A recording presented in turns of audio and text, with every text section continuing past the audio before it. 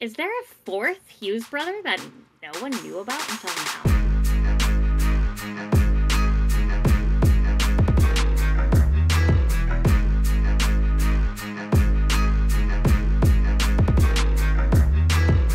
Welcome back, motherfuckers.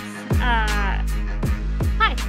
How's it going? We need to have a chat about a few things. Are we being broken up with right now? Is this what's happening? Right? We need to talk. We need to talk. It's not you, it's me. Yeah. No, it's not us, it's the NHL. Yeah, right. I was just going to say. Yes.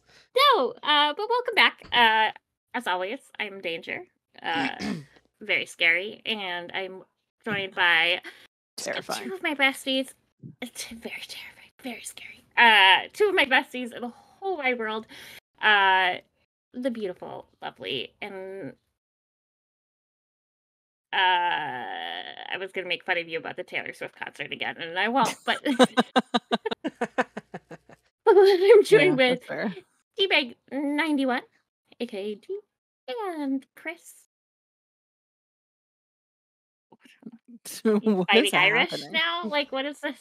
If you're listening on audio only, you're really missing out. Chris was you really are. He was finger guns. It was a lot. Yeah, it was very cringe. Look at me, I'm fucking epic. Yeah. Also, my dog jumped up on the bed and turned his back to me. He's not mad at me now. Awesome. Wow. I was gonna say. Also, I love how for the first time, I think this season, like, there's none of us wearing any hockey-related memorabilia. This is true, because normally one of us almost all of our teams are on a break, so normally Meanwhile, I'm like wearing NASCAR shit, like on the complete opposite end of the spectrum. Right. But we're a couple days away from the Clash and the NASCAR season starting, so your boy is feeling it.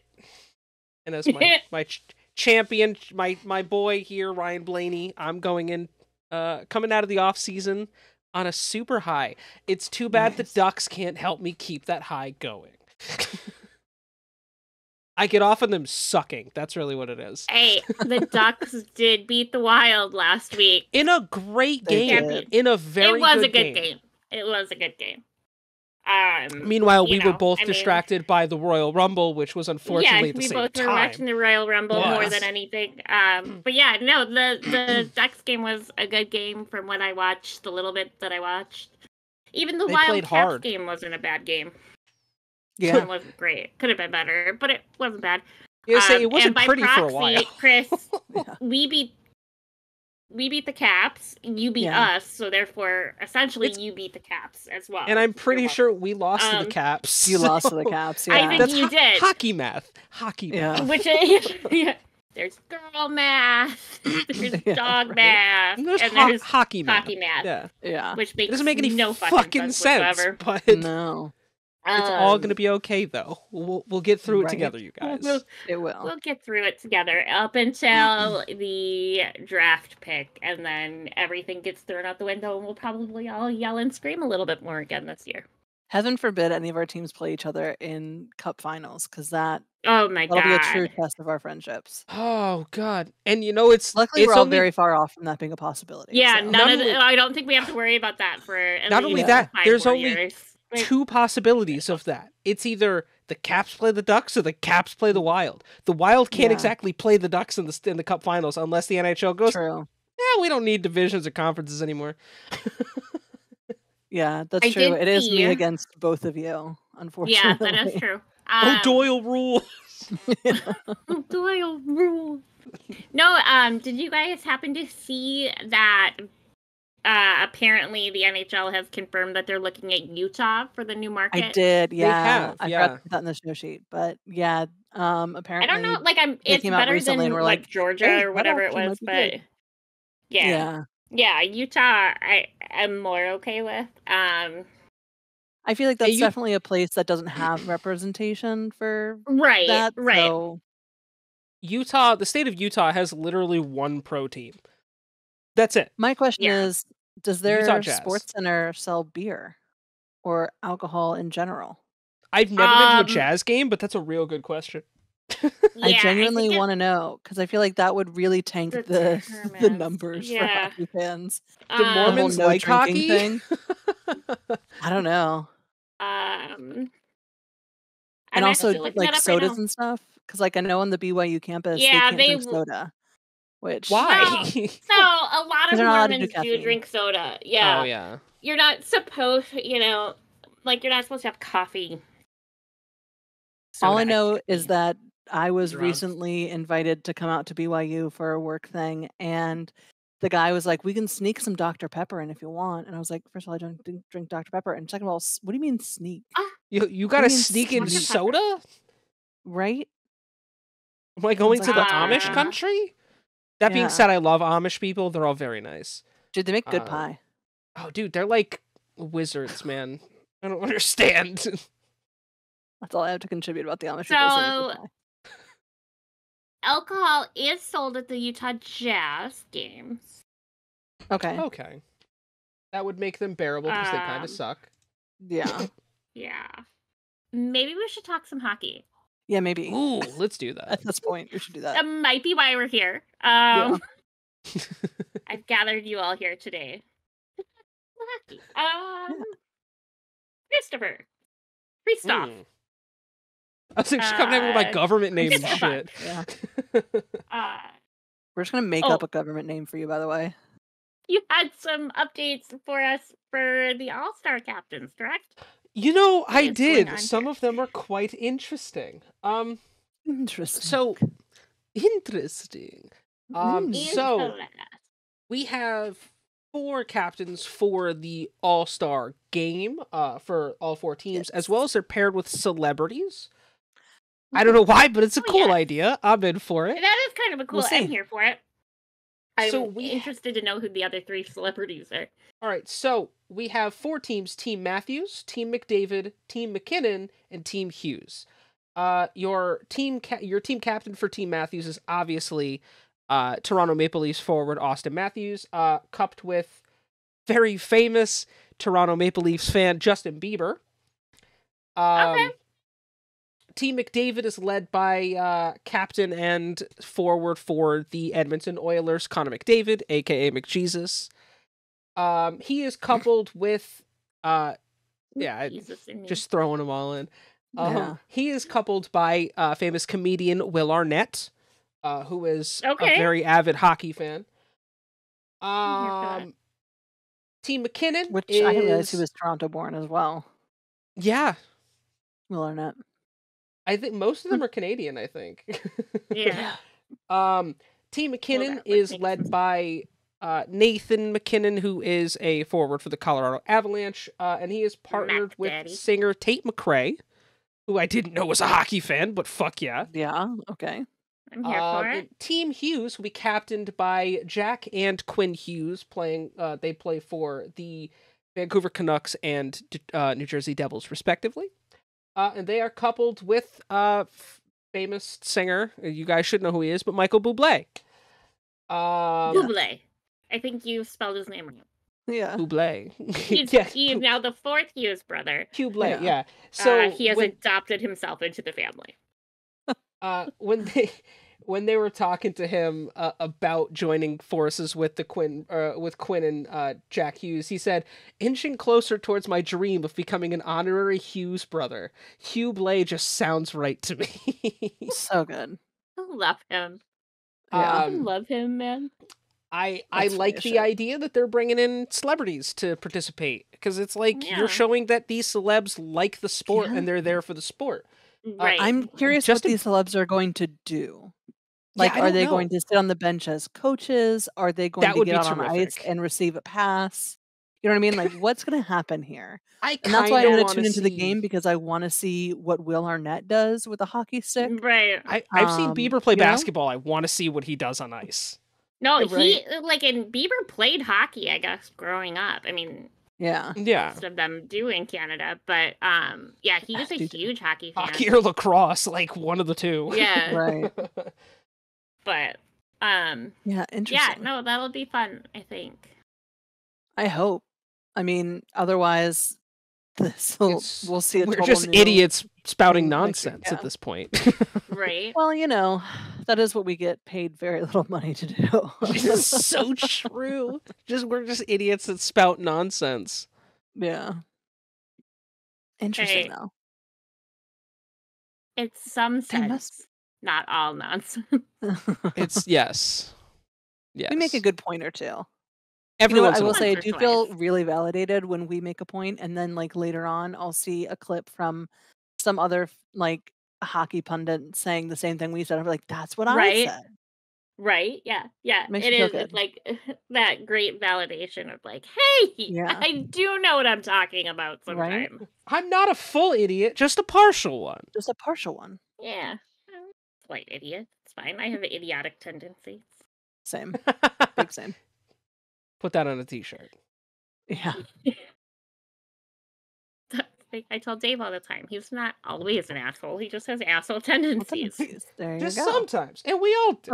I said that in front of his mom once, and she's like, "Oh my god, that's him, 100%." I was like, "Yeah, you act surprised, but I'm the one dating him. Of course, I know that." Yeah.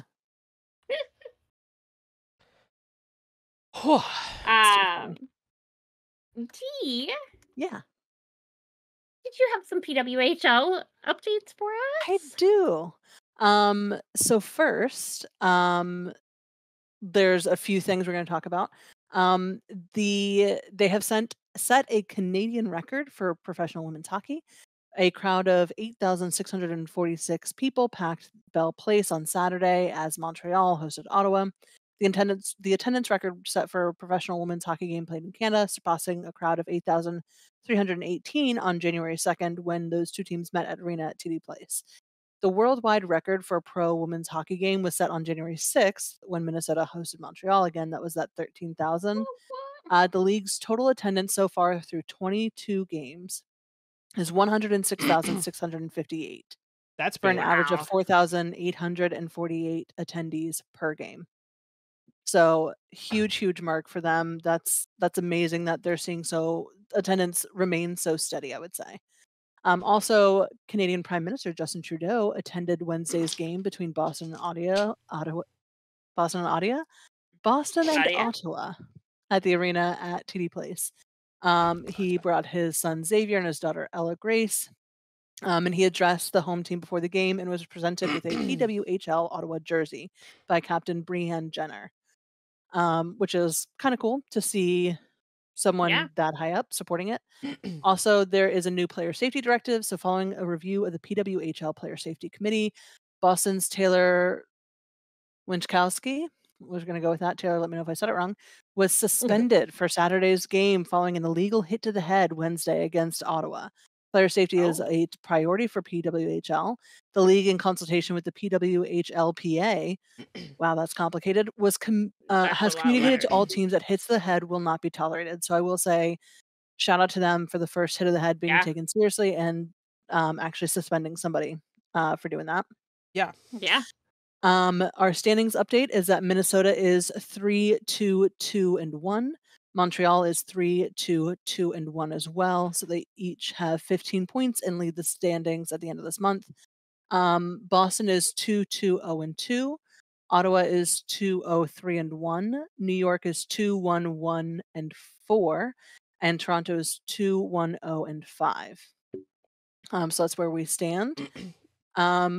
In consecutive games last week, Montreal goaltenders Elaine Chuli and Renee Despin were posted the season's two highest save totals.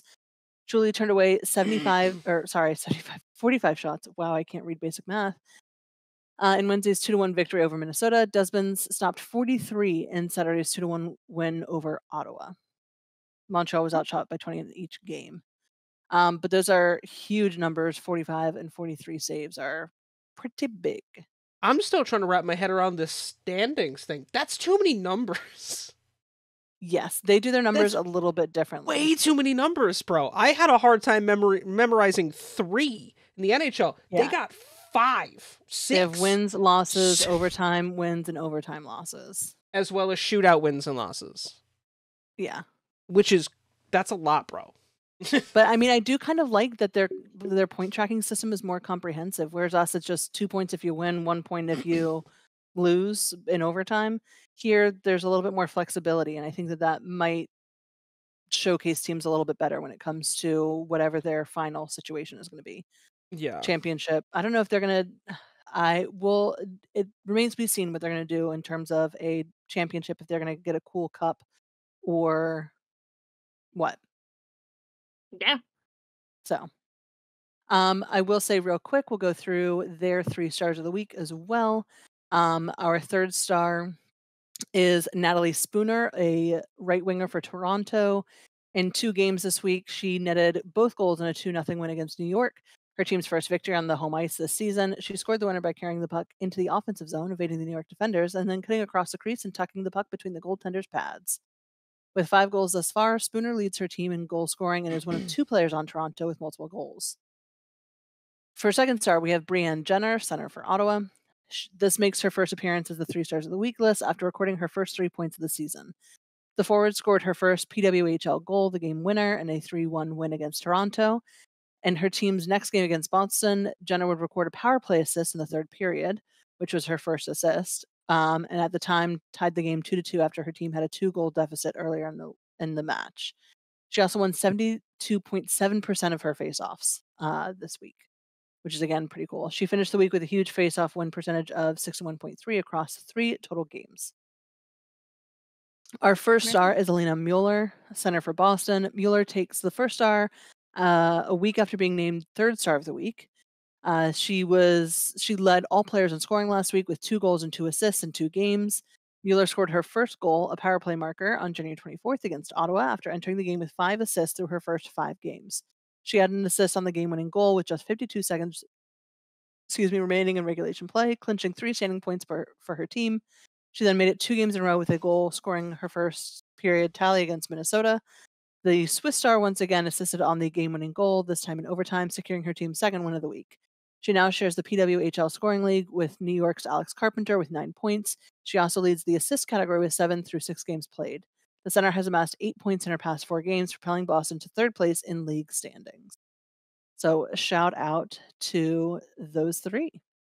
Those are my couple updates. Fun facts about Natalie Spooner.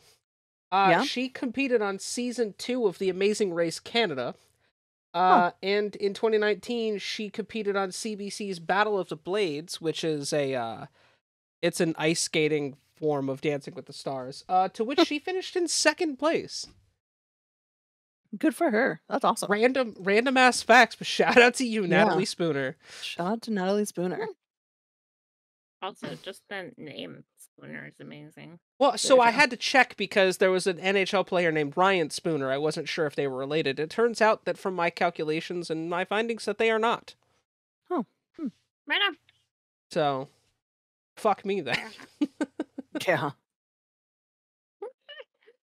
I do that with a lot of the PWHL players. It's like, wait, were they related to Mary? I know Phil Kessel's sister played hockey. I don't know if she still does, but I don't know. Well, and Sarah Nurse, obviously, with Darnell Nurse. Yeah, she's the cousin of Darnell and Kia Nurse, Kia Nurse is a pro basketball player. Right. And there's one on our team. Can't remember who it is now. Oh, well, wasn't prepared for that conversation. Do either of you have any team updates for your teams this week? Anaheim still sucks. Hey, you still beat us, so you don't get to say you suck that bad and insult my boys. We have won a few games this week. Also, I thought you were gonna say this year. I'm like, yeah, you have won a few games this year. 17 in total. Also, we are 30th in the league, so yes, I could still say that we suck. There are only 2 teams worse than us. And we lost. We lost to the Sharks 5-1 recently, if it makes you feel any better. Yeah, that was kind of a brutal game from the score look of it. I didn't watch it. I didn't either. I mean, we're 4-5-1 in our last 10. So we're not, like, I don't know. If we can pull off a St. Louis Blues style comeback. Yeah. It was around this time that they started getting everything going. So it's like, it's possible, but Yeah, we don't have Zegras for Not a bit. probable. Yeah. Our injury list it's not helpful when Labushkin, Killorn, like we have players on the IR, and it's not helpful. But right, you know. D, anything from not really. We're hoping that this time off at the All-Star break can help the boys get their focus back, and gear back up to actually fucking play hockey. Because all of our teams are kind of shit right now. Oh yeah. It's not going well. No, it's going real really bad. not. I did have a moment of pride at the same time of frustration with my son this week when we were watching the Wild League. He was so mad. He goes, "Why did they forget how to play hockey already?" And I was like, "That's my line. Wait a minute." Or they forgot they play hockey for a living, which is what I always say. True. I mean, yeah, I mean, you're not wrong, but normally I save that line for playoffs. But it doesn't look like we're making Isn't it any this less year. true. Yeah, well. Yeah. We're not 18 points out of a wild card spot, if it makes you feel any better. We are 18 points. Yeah, we're not quite that far out of a wild card spot. I think we still, it's feasible, but we have to like really fucking buckle down. I think that's where we're at. Danger, you guys are closer. You guys are like 7 or 8 points out. Yeah. Yeah, I mean, it's not undoable, incomprehensible. I've seen us do it in years past. And we're only halfway through the season. Like, there's plenty of time. There's still there's still a lot of hockey plus left to play, games still ready to play. Yeah. Right. For the Wild, our dear sweet boy Mason Shaw made his AHL debut of the season down in Iowa after tearing his ACL for the 4th time. And what he said was the worst of the 4. Apparently, I was reading an article earlier that said it felt like he got shot in the knee. That's how it feels, dude. It's awful. It's such an awful but he injury. said this one was worse than his other 3. But, a lot of us fans were really happy to see him hit the ice down in Iowa. He's a local kid. Definitely has the big fan base behind him. So, and then we were the only recent trade. We acquired defenseman Will Butcher from the Penguins in exchange for forward Maxim Kavojic. Yeah, anyway. Something like that. For Maxim. I did also tell my grandma your famous quote for Will Butcher. Oh, yeah. Yeah. That old thing. She laughed. Yeah. Oh, good. It's terrific. It is great. That's a joke that's hit or miss with grandparents, I would say. Yeah, I mean, I guess we know grandma's sense of humor now. Yeah. Right. I was like, mine was just Will Butcher what? And then I told her what you said, and she went, "Oh, well, yeah." Well, yeah. That was all she said. That's funny. Okay. I feel like we should also mention Austin Matthews has done something so far this year that's wild.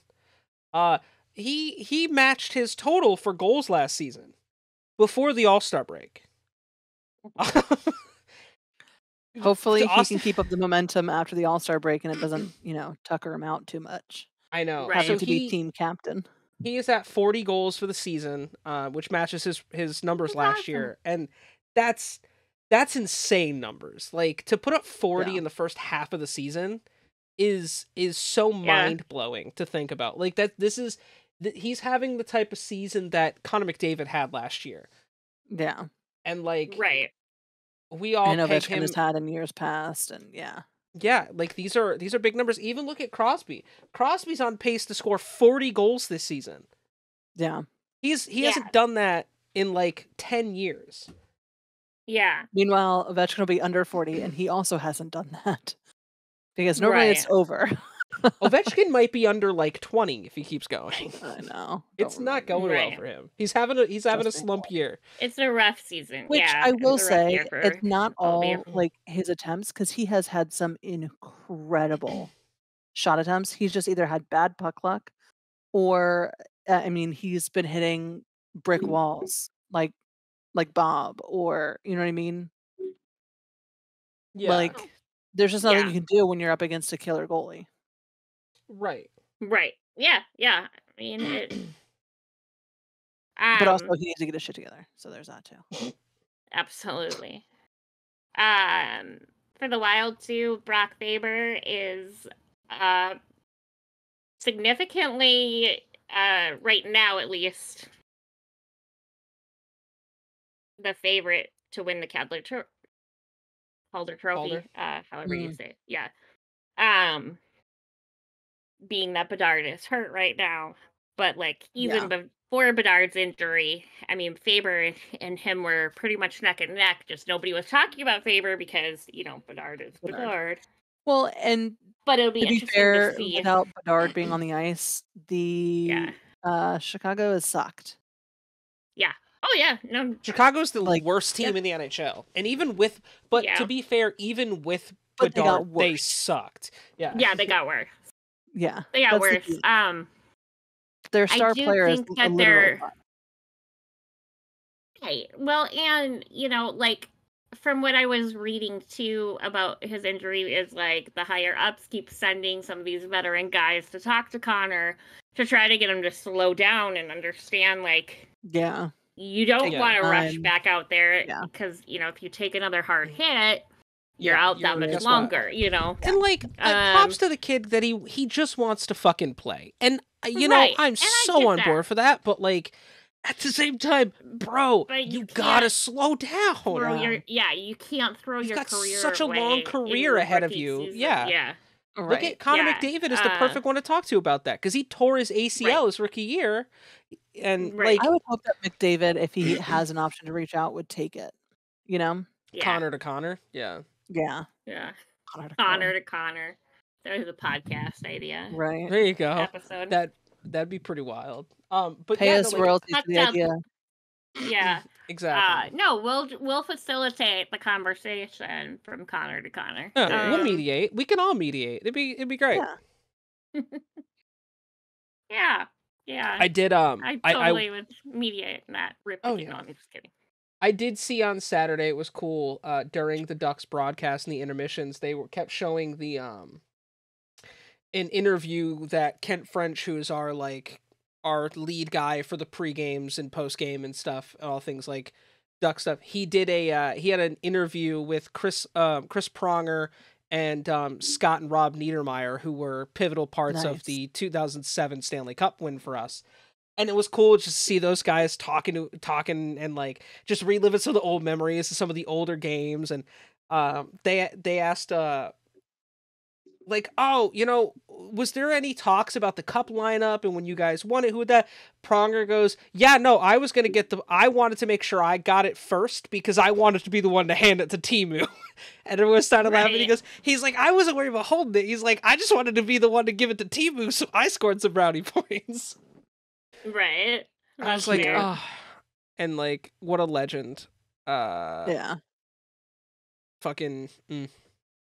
all of those guys. I just wish we had that sort of spark again. Right. I feel you on that. Right. Yeah. No, I think, and kind of collectively, I feel like, there isn't a lot of spark right now. Yeah. For either of our teams. Yeah.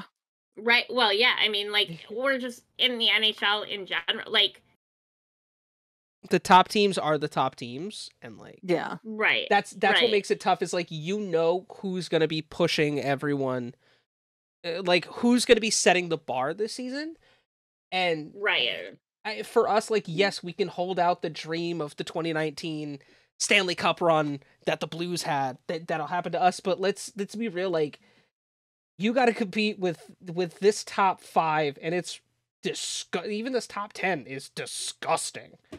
Like Vancouver, Boston, Colorado, Florida, Dallas. These are all killers this season.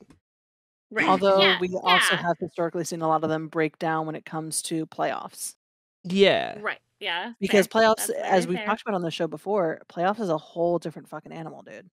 Oh yeah. Like, it is. It's a wildly different style of play and a mentality that is so different from the rest of the season, and by the time you get to playoffs, you're already exhausted from having played fucking 82 games. 82 games, yeah. So you got to find that extra gear, which, I mean, look at the Bruins last year. Yeah. Bruins had the best season in the history of the NHL, and they got swept by a wild card team in the first round. Like, right. That's what I'm saying. Like, we can talk all this stuff about how amazing, the Canucks are doing or Dallas is doing or whatever, but there's a finishing element that we thought the Bruins were going to have and didn't, and that we never expect fucking Toronto to have. So yeah, somehow Toronto kept going, and then so we'll see where it ends up this year. The Florida Panthers run. It'll be interesting. Yeah. Did they? Oh no, I'm sorry. They didn't sweep the Bruins. They beat the Bruins in 7 because the Bruins were up 3-1, and then they just fell apart at the end. But still, a first-round departure is for a team that had the best season in the history of the NHL. That is crazy. Right. It's insane. Yeah. And then that team went on to play in the Stanley Cup Finals. So yeah. Right. It was Carolina that got swept by Florida. That's what it was. Yeah. Well, moving on, we have some coaching updates. We have a massive coaching update. Yeah. The New York Islanders have departed with their coaching staff and have brought in NHL Hall of Famer Patrick Waugh. Right. Which is interesting. And their coach that got there last year. He hasn't even been there. Like, this was his first full season. They were in 6th place in the Metro Division with 49 points when they made this change, which again, he replaced Lane Lambert, for those of you who weren't familiar with who their coach had been. What I didn't know, I did know that Waugh previously served as the coach of the Colorado Avalanche in 2013 to 14, as well as 2015 to 16. His record was 130, 92, and 24. They made one playoff appearance during those 3 seasons, losing in the first round to anyone have any guesses? In 2014. I believe that was the Minnesota Wild. Correct. Lost to Minnesota. I didn't even look that up. God damn. Yeah, nice. Good call. Lambert was in his 2nd season, so he had been there for a full year. He went 42, 31, and 9 last season and lost to Carolina in 6 games in the first round. The Isles went 19, 15, and 11 through 45 games so far this season. So definitely not as great as they had been last year, which is, I guess, what has prompted this. But Waugh had been coaching in the AHL for a while, which I did not realize, that he left the Avs and was coaching elsewhere. He's also been coaching in the CHL as well. Sorry, that one. Yeah. Right on. Which I did not realize that he was continuing to coach. So the Quebec Remparts went 53-12-3 last season to actually end up winning the Memorial Cup last year. So he's coming off the championship. They won the Memorial Cup and won in the finals, which the Memorial Cup is, I don't understand how it works most of the time. But he's won it he's won it twice in his coaching career. He's 524, 255, and 66 in his career as a coach in the QMJHL with 6 division titles. Yeah. In 12 playoff appearances. So I mean, it's interesting that he went from the NHL down to the QM.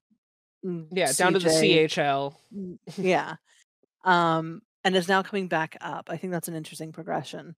He did say that when he was coaching for the Avs, he was a bit of a dreamer as far as wanting to have a say in personnel decisions, but not so much now that Lamoriello is in complete charge of those and that he has no interest in management. So it's an interesting. I'd say Lamoriello's got it. Yeah. Curious to see what that's going to look like. He hasn't done great. No, it hasn't been wonderful. In his start. To be fair, that is, he's just getting started. So we can't really blame that on him because he is coming in mid-season to a system that's already developed and having to make updates as he sees fit. But it's definitely a thing we're following along with. And we wish him great success. He's a fucking Hall of Famer. Like, and we all love Patrick Waugh here. Like, yeah, you know, absolutely, we do. Yeah. So yeah, that is our coaching update so far. Again, yet another coaching change. We seem like we have several of those this season. Yeah, I know we have had between a lot. the off season and early this season. Yeah. And I didn't notice any other trades other than with the Will Butcher one. Was there just any the Butcher you guys one? Had seen? Okay. Yeah, he's the only trade that happened since like January 11th, and I think we talked about the January 11th trade. So yeah, I think so. Well, the next thing on our list is I love how you worded it, the tomfoolery of Ryan Reeves as of late. Yeah. Y'all know I have a love-hate relationship with Ryan Reeves. But he made a pretty bold allegation. Yes. Last week, and I think it was as of last Tuesday that Toronto responded to it, but he, has been on IR since I think December 16th, if I remember correctly. And he said that since end of December he has been healthy, and they just haven't moved him off of IR. Which, we discovered kind of between the three of us talking about it, isn't necessarily against the rules, surprisingly enough. Feels like it should be. Right. But yeah, so he, basically said that Toronto has kept him on IR to keep up other players from, their minor league team or whatever it was. And kept him from playing, even though he's been healthy and wanted to play. Which was insane because in the same interview, he was like, yeah, but when I get out of the bed in the morning, it hurts to walk and I have to wear braces everywhere because simple movement is painful for me. And so I'm like, how can you say that I've been healthy for weeks and ready to get back into action? And also, but I have to wear knee braces for everything that I do so that I don't hurt myself. Well, I don't know how that's productive. In his late 30s, I think, and, plays hockey for a living. To me, that makes sense that, when you're at home, the pain's going to set in a little bit more than when you're out on the ice. It's a mentality thing for a lot of people. But he has to wear it when he's on the ice as well. So it's not just... Right. Oh, right. Yeah. But he's also... I think he's my age. He might be a year older than me. Ryan Reeves, I want to say he's late 30s. I could be I don't know. He is 37. 37. Yeah, so I mean, you're younger than me. I was close. I will say, I just think that it can be a concern for the team because if it's something like where the team is in charge of the, medical evaluations, right, that they might be seeing something that's like, yeah, you're probably going to always need to wear a brace. But in our opinion, it's not strong enough yet to warrant you wearing a brace and putting this much physical exertion onto the problem. Whereas if you wait 2 weeks, you'll still be wearing a brace, but at least then it's closer to fully healed. And I can see that being the thing. I get that. The way I took it, and I think the way he was maybe implying is that he's like their team problem child, and he feels like they're keeping him from being on the ice because of who he is as a player. I mean, To bring it up, he has underwhelmed on the fourth line with just 1 goal in 21 games, and his -11 rating is the team's worst. Yeah. Despite playing in half as many teams as the rest of his teammates. But I wonder what his really total ice time is in those games, though, too. It's not much. Like, he doesn't have a lot of ice time this season. He's not getting more than like 6 or 7 minutes. Right. So if he's not getting a lot of opportunity to be out on the ice to score... I mean, he's not a big scorer. But still, anyway. A -11 rating and little ice time means that when he is on the ice, he's responsible for other teams scoring. Yeah. Well, no, I shouldn't say responsible because he's not the sole person. Yeah. But he is responsible. Right. Yeah. I mean, I get it. Like, I get both sides of this. Like, if Toronto is doing that, shitty and that shady. money, yeah, it's shitty and shady, but like that money also doesn't count against you towards the salary cap when a player's on the IR. So like they could just go sign someone to help them. Like it's super shitty and it's real shady, but like you're basically paying someone to stay on the injured reserve list while you just go get someone to help your team become better. You're able to pay someone that's more productive while also paying another player to just not play. Yeah. And this is common practice in a lot of other like professional sports, which is also not cool, but like when in your contract you can negotiate like guaranteed playing time, the NHL doesn't really do that. Like they own your rights, but that doesn't mean you have to play. Yeah. Which is why we see so many people on the healthy scratch list, which I think is what's happening with Reeves since he's gotten back. I don't think he was activated off of IR. But I think he's been day after he made the allegations. Yeah. They then took him off of IR, which to me is like they're like, oh shit, he told on us. Like that's pretty much how it felt. You know? Yeah, I think that they also then put Bertuzzi on, and so that they also needed, Yeah, they put Tyler Bertuzzi on because his wife was expecting their first child. So obviously, he's not going to want to play at that point. So which is understandable. But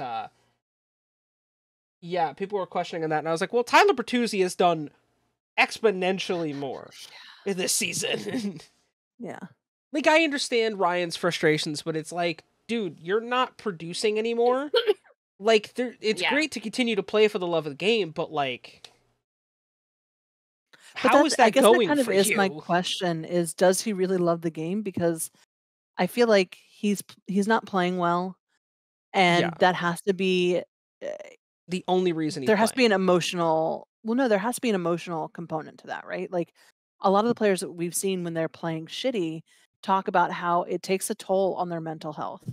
So, like, do you love getting out there and sucking and having a -11 rating? Like, or do you just want to get back out there because you think you can prove yourself? But maybe they're doing what's in your best interest to force you to basically have a timeout and, you know what I mean, reevaluate whatever is going on that's causing you to not play at your best, because he's not playing at his best. He has previously had much, much better seasons. I think even when he played for the Wild, as much shit as I gave Danger when he was on her team, I think he played better than he's playing now.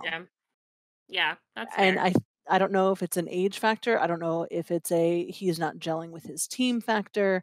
There's definitely something there, and I think that while if he was trying to call out Toronto for doing something shady, I honestly think that he made it a bigger deal than it probably needed to be, and that probably should have been handled with his coach, with his GM, handled there.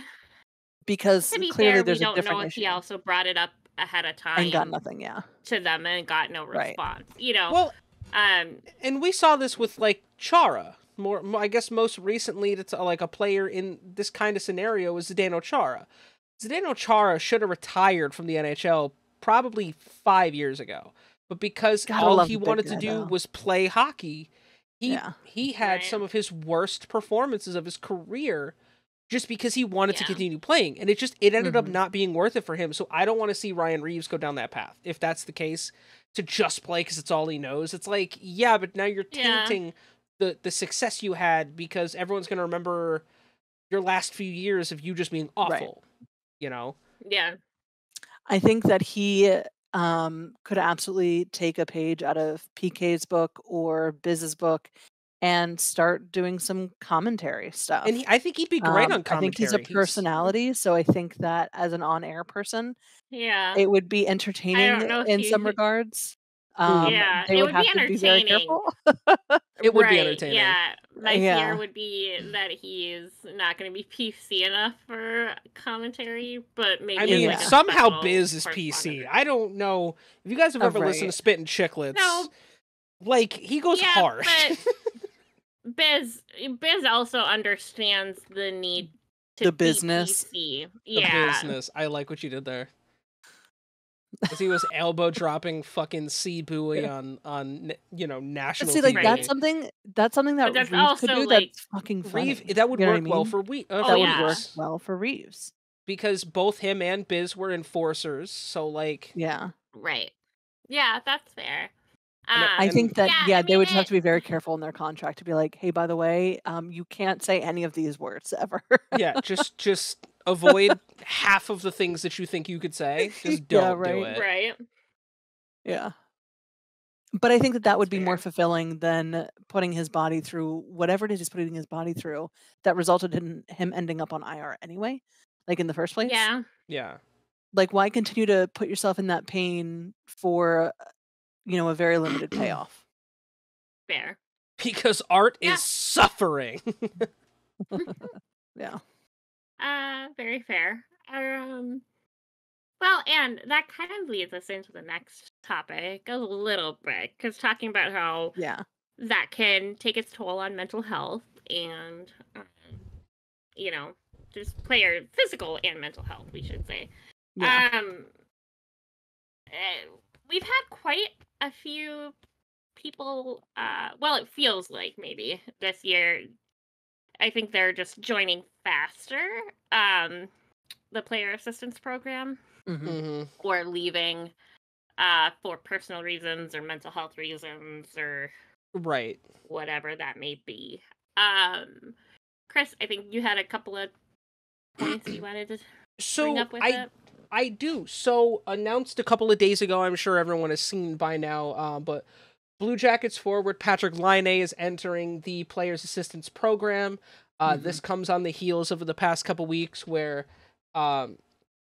Avalanche players Valeri Nikushkin and Sam Girard have also entered the Player Assistance Program, which we've covered. Patrick Laine did release a statement, said, after careful consideration and discussing with my support network and the team, I have recognized the importance of prioritizing my mental health and well-being. Hockey has been my passion in my life, but I have to come to realize that in order to perform at my best, I need to take this time to focus on myself. I am grateful for the understanding and support of my team, the league, and our fans during this time. I look forward to returning to the ice with a clear mind and renewed energy. Thank you for respecting my privacy during this time, and for your continued support. From what I'm hearing, this has been an ongoing problem with Patty, even stemming back to his time with the Winnipeg Jets. So obviously we're hoping that everything goes well for Pat, and I can't wait to see him back on the ice because Patrick Laine is an explosive player. He's very good, and when he's on his best, he's one of the best. So right. But yeah, that is 3 currently in the program. We've had a couple other ones this season as well. Girard is back playing. Samuel played his first game New Year's Eve. He was in the program for about a month, I think, and then returned to practice and is now back in play. But still, that's Corey 2 Perry active people. Yeah, I'd say Corey Perry is also known to have been in the player assistance program earlier in the season. I believe there was someone else that started the season with it. I can't remember, but there's been quite an influx this year so far. Yeah. And we've seen a tick in the last couple of years. Last year, starting off with Jacob Vrana being in the player assistance program. I know we covered that on the show because I was a huge fan of Vrana when he was in my program. And so it has been an uptick over the last couple of years and use out of it, which again, we can't state enough that we're so grateful that this program exists for players to be able to get the help that they need. It's a super important program to have, and not every professional program I feel like has one. But they Right. should, because athletes face a lot and they deserve to be able to, take a minute without any repercussions. Oh, absolutely. Mhm. Absolutely. And 2 of them are from the Avs too. I Yeah. I know. was just looking at, which is an interesting thing. That's been over the past like several weeks too that we've Yeah. seen. Obviously, in the past 2 months now, Right. three players. Right. Yeah, from Right. November to now, it was 3 players with Samuel Girard, Valerie Nikushkin, and now Patrick Laine. So 3 Right. players in just about 3 months. Just under 3 months, really. Mm. Kinda concerning. Yes. A player a month is not a great look. Let's just say. And technically it's 4 because Corey Perry was very quickly in the program and now, as we all know, has returned to play for the The Oilers, I Colorado guess. Avalanche. Oh wait, Oh is no, he at us? I thought he was or with the no, Oilers. where did he go? Was it the Oilers? I think it's the Oilers because I remember seeing that he got there so quick that he didn't have gloves or a stick, so he had to borrow both from teammates. That's funny. He is with the Oilers. Yeah. That's right. Because they were talking about adding him. Who did the Avalanche just sign? The Avalanche just signed Zach Parise. That's right. Yeah, Yeah. and we talked about Yeah. the Parise trade a little bit. Yeah. I Yeah. don't know how I feel about it. Yeah. I mean, obviously, I have a lot of respect for Zach. Do you? Yeah, that's about it. Yeah. Are you sure? I have a lot of respect for Zach's time in Minnesota. Might be a better way for me to word that. Fair enough. Fair enough. Yeah, it's is what it is. Yeah. Danger brought up an interesting article Yeah. from former player Scott Darling saying that the Yeah. player assistance program is actually terrible and that they're monsters. Well, Specifically, and fuck them. I told players about what I went through. They're monsters. Yeah, and it said his biggest grievance with the program is that there is a looming threat of contract termination. They are trying to make you break your contract, Darling said. If you walk out the door, then the NHL can break your contract. Yeah.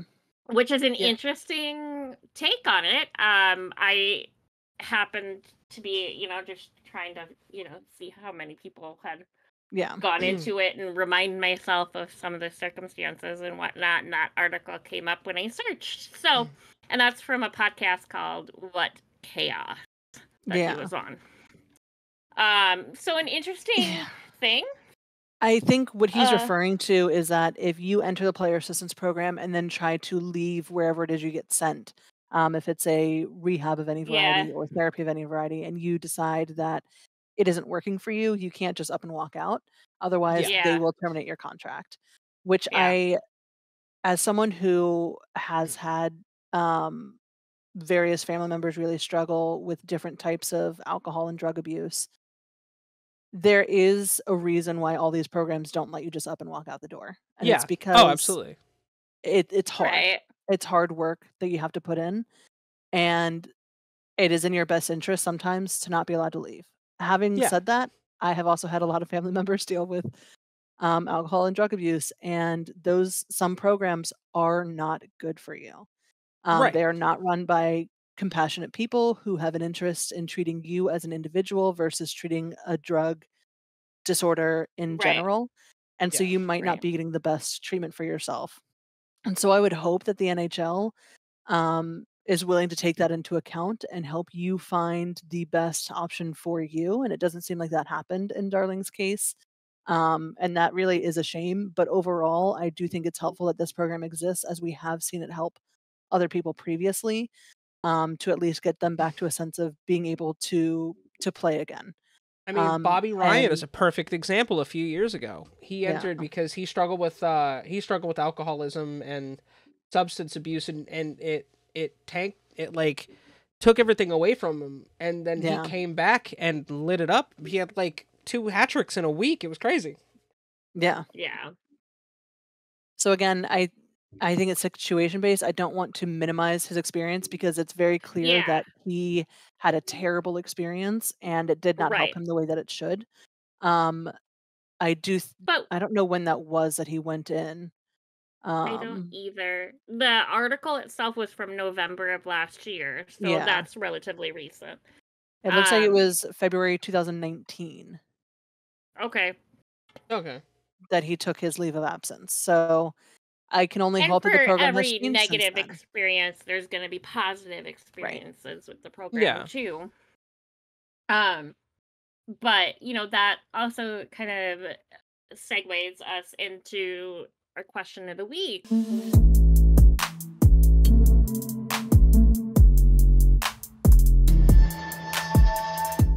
Which is, let me relook at the wording of it. Sorry, 1 second. With how many people, and even last season and this season, we'll say, let's couple it together in the lifetime of our podcast. Because I feel like we just even are hearing about the player assistance program more in the last couple of years than in years prior to that. But do you guys think that there's some underlying issue? I mean, nice save. Good save. Good save. That was terrifying. Yeah. Sorry, let me regain my train of thought here. take a minute to recompose. That's if literally you need. like what happened to my one monitor that it broke. Was it fell like that off my little shelf on my desk? Oh, that's rough. Dude, I'm so scared that my monitor mount is just gonna snap my desk and my whole thing's just gonna collapse. So I don't have a huge, strong, sturdy desk, and I have 3 monitors mounted to the back of this what was essentially an IKEA thing. Yeah. I got a free monitor for my work. Got it home. It's busted. Oh, no. There's lines through it.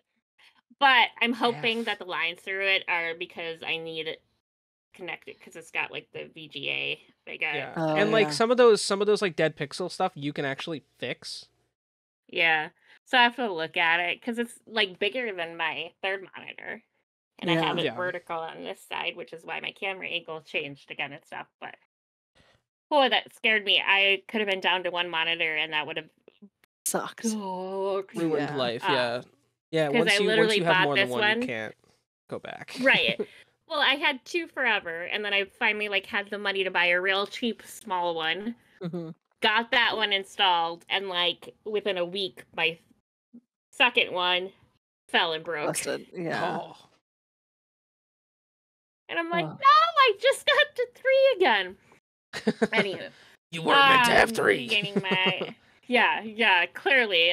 I'm not meant to have 3 monitors. Okay. So cut all of that. So do you guys think that there is some sort of underlying something going on in the NHL with players? Part of me does question 2 players this season being from 1 team. Yeah. Yeah, I'm calling the Avs out. Although, if anybody, let's be honest, if I expected multiple players to join the player assistance program in 1 season, I would have thought it would be Blackhawks, not the Avs. Yeah, right. No, that's fair. They've just had their own issues with injuries and everything else. Yeah, fucking people's moms. Yeah. That was the best thing about Edmonton. Yeah. When the meme I saw was Edmonton with the signing of Corey Perry. It's Edmonton, right? Yeah. Sorry, I have a hair in my mouth now. You're fine. Fucking falling apart, boys and girls. I just realized that my beard is super uneven, so I have to go fuck with that. It's gonna bother me. But no, the meme was with the signing of Corey Perry, the Edmonton Oilers have canceled all future mom's trips for the foreseeable future. It's like that's Corey brilliant. Perry needs a T-shirt, an LTN T-shirt, or a Hot Mommies and Me one. Right. We should send it to him. We should. No, surely he has a PO we should box. just do Hot Mommies and Me like the graphic Dave made, but then like put Corey Perry in it, like on the side, or like just like yeah. He's like over here, and then here the Hot Mommy. That'd be so funny. Oh and my God. I would 100% fucking make that Corey, shit with we my love Cricut, you, and then send it to him for 100%. free. Yeah. For free. Yeah. No, just for the idea of him enjoying looking at it. He doesn't even have to wear it if he doesn't want to. Like, I'm still sad he didn't re-sign in Anaheim. Well, yeah. I do like Corey Perry. I'm glad that he'll be back. Hey, maybe you should be grateful, because I know he would have been fucking Zegras' mom. So. Yeah, but you know what? We'd probably start winning again, and I'd be okay with him fucking Zegras' mom. Fair enough. I mean, fuck. Trevor might be okay with it. Dude, Troy Terry's slinging dick all over the ice the past couple years. He's fucking everyone's wives and girlfriends, so why not? All right, underlying problems. So, underlying issue. I realize I started that train, Corey and that's Perry my fault. fucking everybody as moms. I do think a couple of things. I think the NHL could potentially do something where they have some trainings and things like that available for players, especially players that are just coming into the league, about the importance of mental health and things like that. A lot of the players that have joined the player assistance program have been for drug-related reasons, drug and alcohol-related reasons. So maybe they need to make things a little bit more available before it gets to the point where they need to enter into a rehab and step off the ice. I think that they also, the NHL, as a whole, needs to battle a bit of that toxic culture that is around sports in general. I mean, you're never going to get rid of it. People are always going to, when you reach a certain echelon, be interested in partying and drugs and things like that. We see it time and time again in all sports, as well as in like the entertainment industry as well. It's something that's very popular, especially for people who have to do a lot during the day, because the drugs can help you escape that for a minute. Alcohol helps you forget that you fucking broke your hand getting into a bar fight or into a fight on the ice. I understand it. I think that the NHL... bar fights on the ice. Bar fights on the ice, exactly what Just it is. basically what happens, game? Yeah. I think that the NHL can offer more resources up front. I think all sports can offer more resources up front and offer additional training and things like that. I think that would be something that's helpful. I think that part of this too, though, is not necessarily an underlying problem as much as it is people are now more willing to come forward and say, hey, I had this issue and I need to get help for this issue. And so I think that there has been a change in the league where talking about one's mental health is now seen not as a sign of weakness or anything like that, or as a negative or a detractor from you and your game and your team. It's seen as you saying, like, I need to get help and taking personal responsibility in that way. And so that's a huge thing. And so maybe we are seeing an uptick. Wow. I think maybe we are seeing an uptick because people are willing to come forward, and that these players have needed this help all along. And maybe 5 years ago, we would have been seeing a player a month do it if they had the courage and the knowledge that the fan base was going to meet it with grace instead of booze and hostility. Right. That's fair. And I think too, real quickly, that shift happens in large part because of the pandemic. After going through a pandemic like the world went through, I think people view mental health incredibly differently after having to isolate themselves for weeks at a time. I think people are more sympathetic to mental health matters. And so maybe that's why we've seen an uptick in the last couple of years as hockey's gotten back into full swing. People are willing to be more understanding because they've had to experience something as well. Right.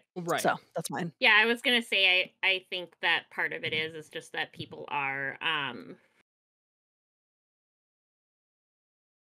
just more aware and, like you said, sympathetic to mental health in general. But yeah, since the pandemic, it definitely makes sense. But yeah, I mean, just the conversations being so much more open and honest about mental health in general. Right. And it's hard to talk and about to be that fair, stuff. I mean, it is. It's hard for people that aren't millionaires. Yeah, well, it's hard. I think it's it. hard for literally anyone to talk Well, about no, it because, and that's like, what I'm saying. you know, But like, and I think in the past, people would look at it and be like, "Well, they're rich. What do they have to complain about?" And it's now the people same are as much what more we do, understanding about, yeah, the fact that everybody has their issues and money can't buy happiness. Buy a And, lot like, of other things, though. I mean, it buys like, a lot of chocolate and cheese. yeah, and it that makes does. me It happy. and does. cheese, Those are things that are happiness. But like, nachos. I can also Yeah. understand it when it comes from like a substance abuse situation, because like Dee has the experience in her family. I have the experience for myself. For those that follow LTN, and you guys have like talked to us, I've dealt with drinking problems, and I don't drink anymore for the specific reason of I had dealt with some drinking problems for the past few years, and like that's a very hard thing to take that first step and be like, hey, Yeah. I need to back off, because like you guys were super supportive. I went through that I've been too. sober Yeah. almost 5 months now. Yeah. You guys were like super supportive, but like I have that avenue where I have a good group of people around me. Not a lot of these players do, and that's not their fault. That's the stigma of their profession and what they do, and the limelight's always on them, and that's not exactly fair either. Like they're also just Oh yeah. like they're just regular people. So I think and like I can agree with what you guys are saying. I also, like, on a positive note, I think I don't want to say it's a good thing that players are going into the program, because like obviously you don't want to see people like you don't want to see them having to struggle, but like it's a good thing in a sense that players are no longer afraid, like you said, Dee. Like, no, there's no longer that fear of, am I going to be punished by my team? Is the fan base going to turn their back on me? It's a, hey, I'm aware of what's going on and I need to fix this to be better. And so far, all these players have been welcomed back with open arms, and that's amazing, because you need that sort of atmosphere in a fan base for a sport, because as passionate and as much as we all love our sports, there's a lot of really toxic fans, and we all have those toxic fan mindsets from time to time, and that's okay. We're human. We're very passionate about the thing that we have come to love, and like we've all been guilty of some toxic, shit. So 100%. I think it's good to see that the culture of hockey in itself and the culture of sports really is starting to make a monumental shift that's heading towards being more open and being more accepting of understanding mental health, and letting these athletes just be people. Right. Yeah. Yeah, it's tough. It's very tough. It's one of those situations where it's like you hate to see it, but you also are like happy to see it, that they're finally getting to a place, and like Scott Darling said, in like the way he said with it just didn't work for him, and I understand absolutely that that not all of these programs work for everyone. I personally never went through a program with drinking for me, because I knew that wasn't going to work. So like it's different strokes for different folks type of thing, but obviously there's always improvements that need to be made for everything. Everything needs to improve. That's just, nothing's ever perfect. So hopefully seeing this influx means that the program itself is getting better and it's working better for everyone. I will say too, something a lot of people end up in drug addiction because of sports injury, and because they are immediately prescribed heavy painkillers, and painkillers are wildly addictive no matter what anyone tells you. Because they get rid of pain, and not feeling is good. And so people will chase that. Even if it's not a high, it is a removal of bodily and emotional pain that is often unbearable. So we have seen over the last several years a big push in general to hold pharmaceutical companies accountable for pushing pain products on patients. And I hope that the NHL is tracking that as well for all these players who get injured and come back so quickly. Your players like Connor Bedard, I hope he's not being offered that kind of stuff to get rid of his pain, because it will, for many, many people, unfortunately, result in addiction.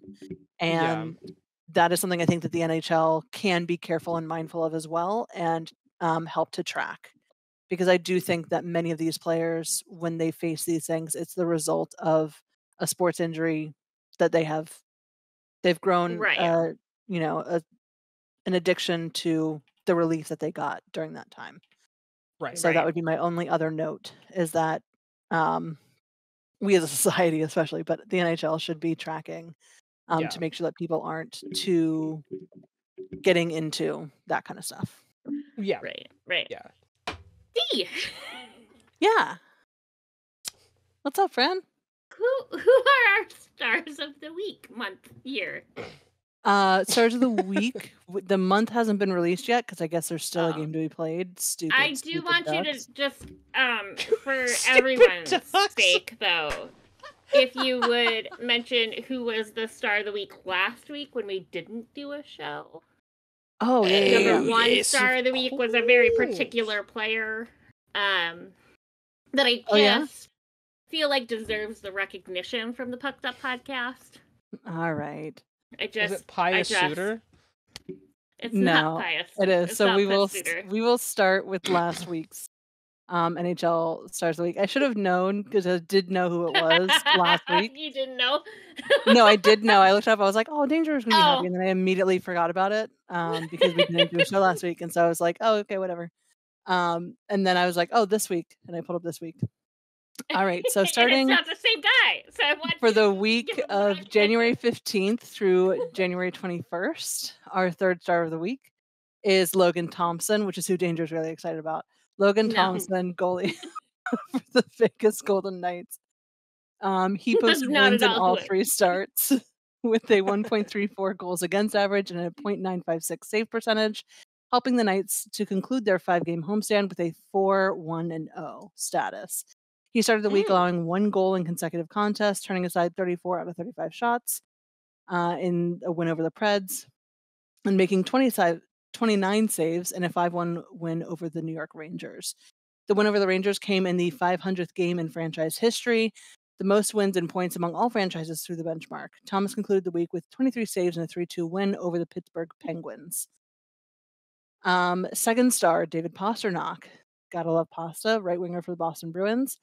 He tied, who we're going to talk about next, as well as Austin Matthews for the league lead in goals last week, and tallied multiple points in each contest, helping the Bruins post 3 consecutive wins that stretched their lead atop the Eastern Conference to 5 points.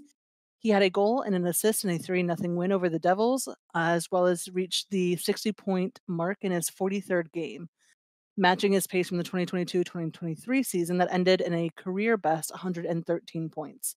Pasta opened the scoring with just 44 seconds into Boston's game against the Avs and added 2 more in a 5-2 win, marking his 16th career hat trick. Only Phil Esposito, with 26, has had as many 3-goal games in Bruins history. He concluded the week with another 1-goal, 1-assist effort in their win over the Montreal Canadiens. Pasta ranks third in NHL in both goals with 30 and points with 66, and he is going to represent the Bruins at the upcoming All-Star break. And that's it for that week. Yep, that was just kidding. I really just wanted to talk about pasta. Pasta. I mean, who doesn't want to talk about pasta? But then I realized it was the wrong kind of pasta, not the carbs. Right. Our first star of the week is Kirill Kaprizov, a left winger for the Minnesota Wild. Kirill shared the league lead in points and goals last week with 5 points and 3 assists in 4 games, helping the Wild win 3 of 4 starts and move within 6 points of the second wild card spot in the Western Conference. He had points in all 4 games, beginning with an assist in a 5-0 win against the Islanders to help Marc-Andre Fleury record his 552nd career NHL win. He later registered an assist in a 7-3 loss at Tampa Bay, tallied 2 goals and 1 assist, including the game-winning goal in the 6-4 win against Florida Panthers, and notched his 3rd career hat trick with a 5-2 win against Carolina. The 4th-year Wild Star has become the 4th player in franchise history with 3+ career hat tricks, joining Marian Gaborik with 9, Zach Parise with 3, and Matt Boldy also with 3. Kaprizov, who is set to skate in his 3rd consecutive and career NHL All-Star weekend this upcoming weekend or whatever, leads Minnesota in scoring the season with 42 points in 39 games. He increased his goal tally with the Wild to 132, which ties him with Jason Zucker for 4th place on the franchise's all-time list.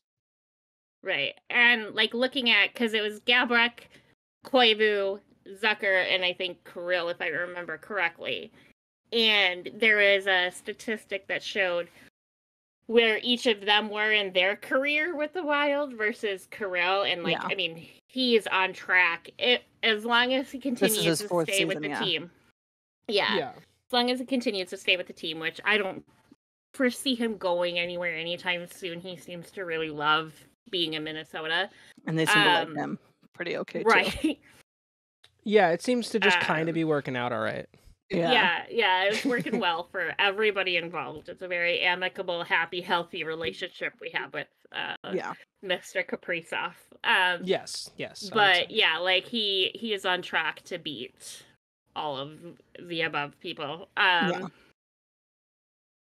As long as he continues to play, and being that he's had that many goals and points in general, and was hurt for so long this season, I mean, and last season for that matter, he was hurt at the end of last season, and then he had those broken ribs. So shout out to Kaprizov for making it 1st star of the week. Hell of a player. Hell yeah. But thank you. Right. I just wanted you to, give the man the recognition. This week, so the week of January 2nd to January 28th, our 3rd star starts with Danger's favorite, Matthew Tkachuk. January? We're in January. January 2nd? 22nd to 28th. You said January 2nd. Or that's what I heard. Maybe you hiccuped or something. I don't know.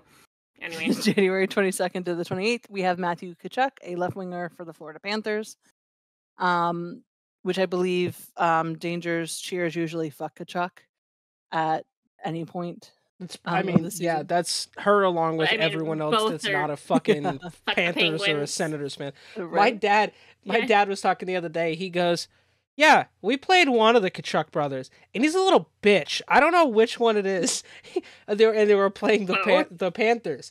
He goes, he fucking shot the puck when the whistle was blown at the net.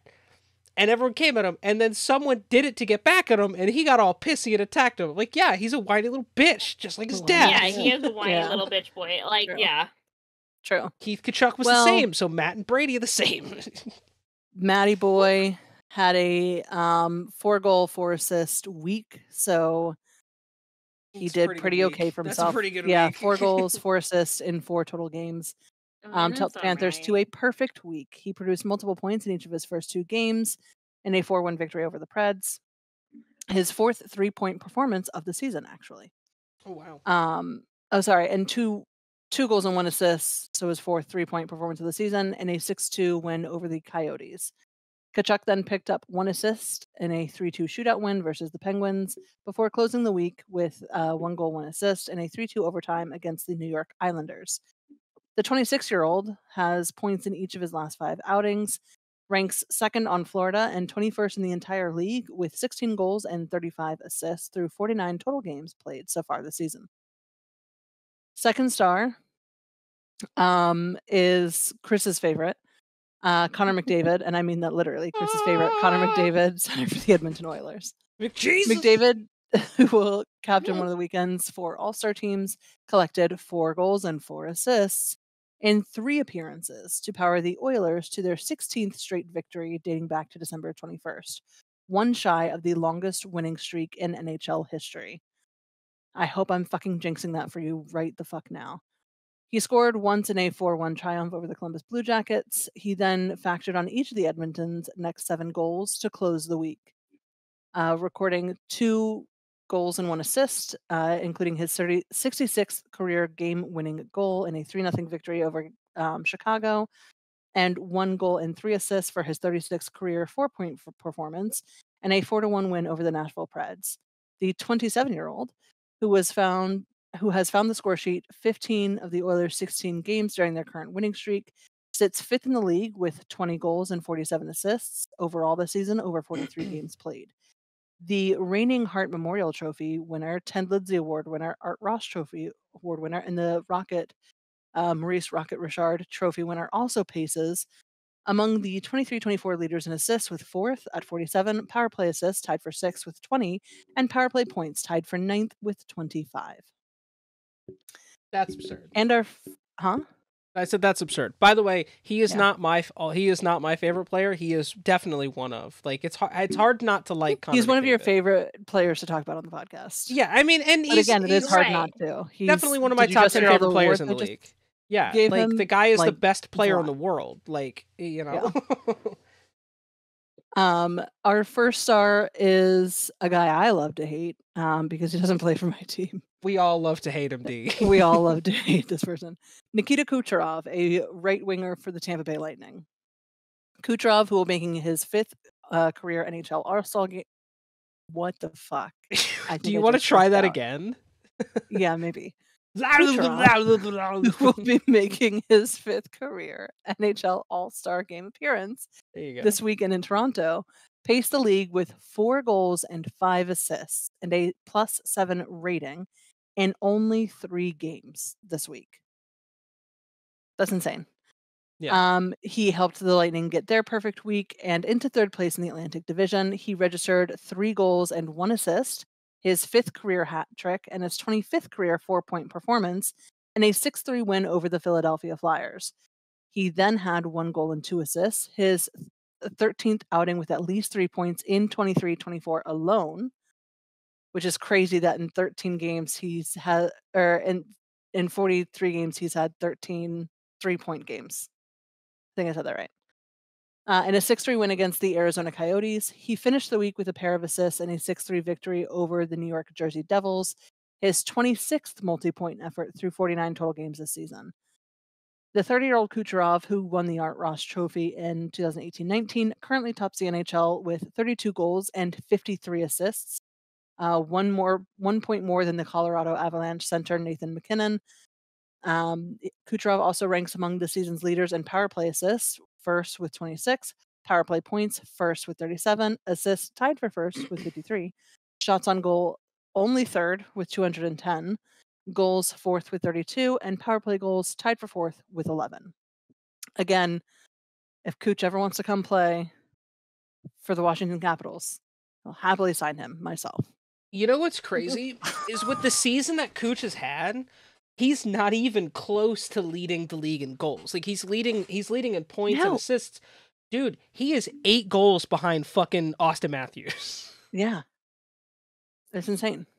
Also, so shout out to those. Team leader for the Florida Panthers for goals, by the way. As you mentioned that Matthew Tkachuk is 2nd. Shout out to Sam Reinhart with 37 goals this season. Nice. That's awesome. Good He's for him. on pace to do like prime Buffalo numbers. Yeah.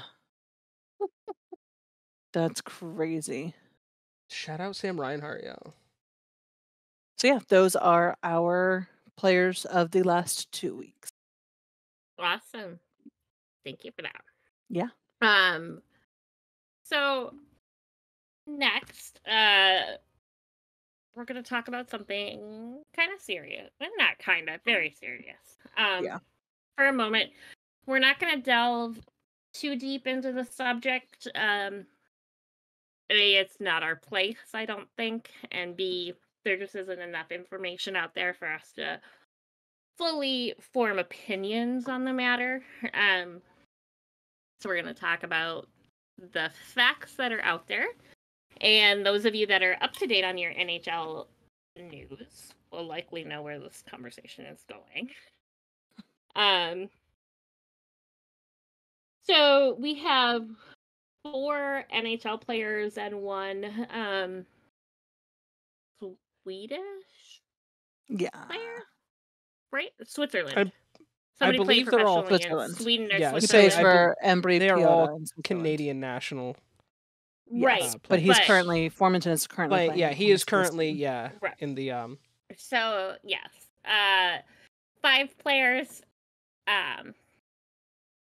from the Canadian 2018 World Junior Team: Michael McLeod, yeah. Cal Foote, Carter Hart, Dylan Dubé, and Alex Formanton. They have all taken indefinite leaves of absence from their respective teams amid a assault investigation. Say that, being that this is also going on YouTube. Mm-hmm. So it was released this week that Batman took all 5 of the NHL players, their jerseys out of the NHL store. Mm-hmm. And none of them are currently listed as active players on their team's rosters. Right. Well, they go through this investigation. Again, we don't fully have all of the information yet. Obviously, there's no ruling yet. They were all ordered to surrender to police in London, Ontario, which led to all of them taking the, leave of absences from their teams. Although only 3 have, as of yet, turned themselves in. We don't have confirmation on 2 out of the 3, so we're just not going to speculate at all. That we're still waiting on everyone to get in, and then we'll get more information on what the actual charges are once the whole party has assembled. Like, for those that have been paying attention to the news, you know what's going on. So, obviously we want to very sensitively cover the subject, and, we have to kind of talk about it. But, for those that are getting information, y'all have the same information we have, so, we're all kind of on the same page here. And if you want more information, Google it. There's a ton of articles out there about the information that is well known. Yeah. At least at this point. So, like we said, we're not going to get too deep into the fact of the matter. Yeah. Hopefully it all gets worked out. I don't know how to lead that conversation. Yeah. I mean, we will. It'll be a long time before there's a button on this conversation, because there is potential criminal proceedings. And anyone who has followed any sort of trial in any sort of capacity knows that those take years to work out in many cases. So when you have 5 players and they all have, they have to determine whether or not those cases will be individual or as a group. That takes time, and it's something that it's a sensitive subject for many of us on this podcast. So we're not really going to talk about it a lot. If there is a massive update, in whatever direction that may be, we'll update you then. But for now, just make sure you are, you're investigating on your own and forming your own opinions. And if you need help, there are plenty of hotlines out there that you can call for help. And we recommend that you do that. Yeah, absolutely. And, we were kind of talking before air. It also, part of it is all 3 of us live in the United States, and criminal proceedings here usually happen in a certain order of events. We don't know what that order of events is for Canada. Right. I imagine it's very similar to the same thing. It should be similar, but different. I do know that the Crown has to bring the charges versus a state prosecutor or anything like that. Right. So it is different. It's because they've because the Queen charges you. The King now. Well, I'm sorry. You're right. The King. Sorry, I forgot she was dead. I mean, maybe she is doing it from the afterlife. I wouldn't pass from the beyond. Elizabeth, follow me into the great beyond. She's kind of a badass, so she very well might be reaching out to somebody via Ouija board. We don't know. Right. We have no idea. But yeah.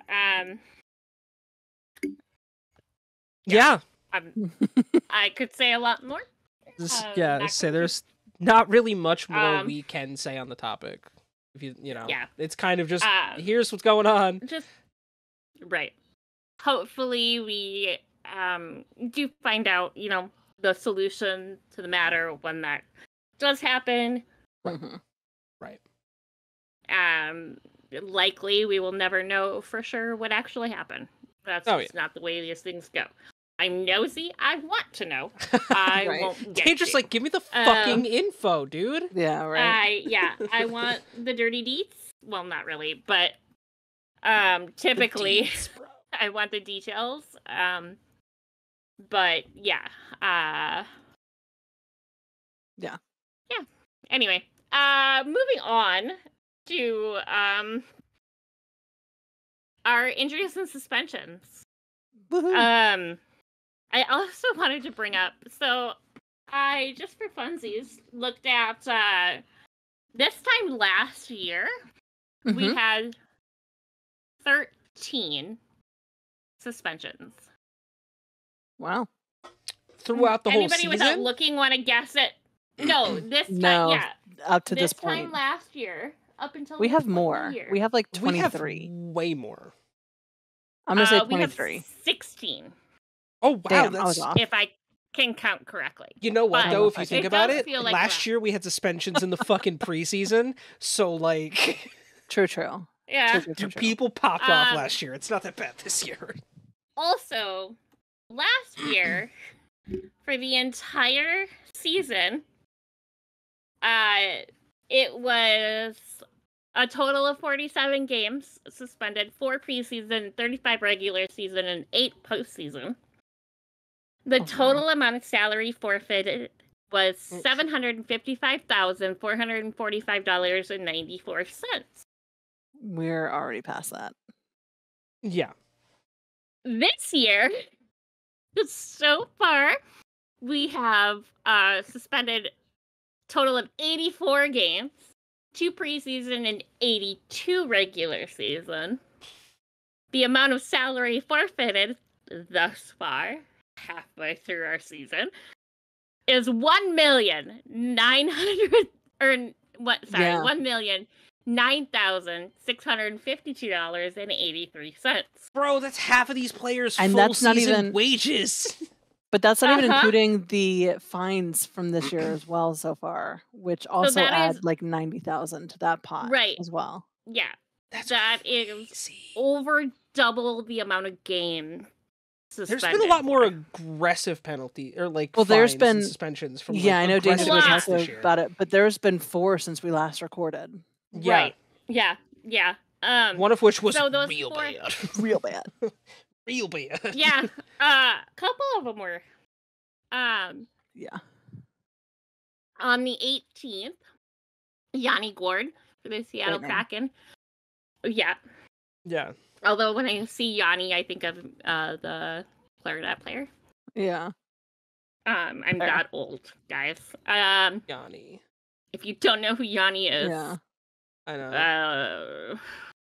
Congratulations. Like Kenny G, just not as cool. Right. Yeah. Very much so.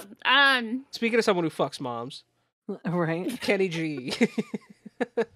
And Michael Bublé, for that matter. Michael Bublé fucks moms.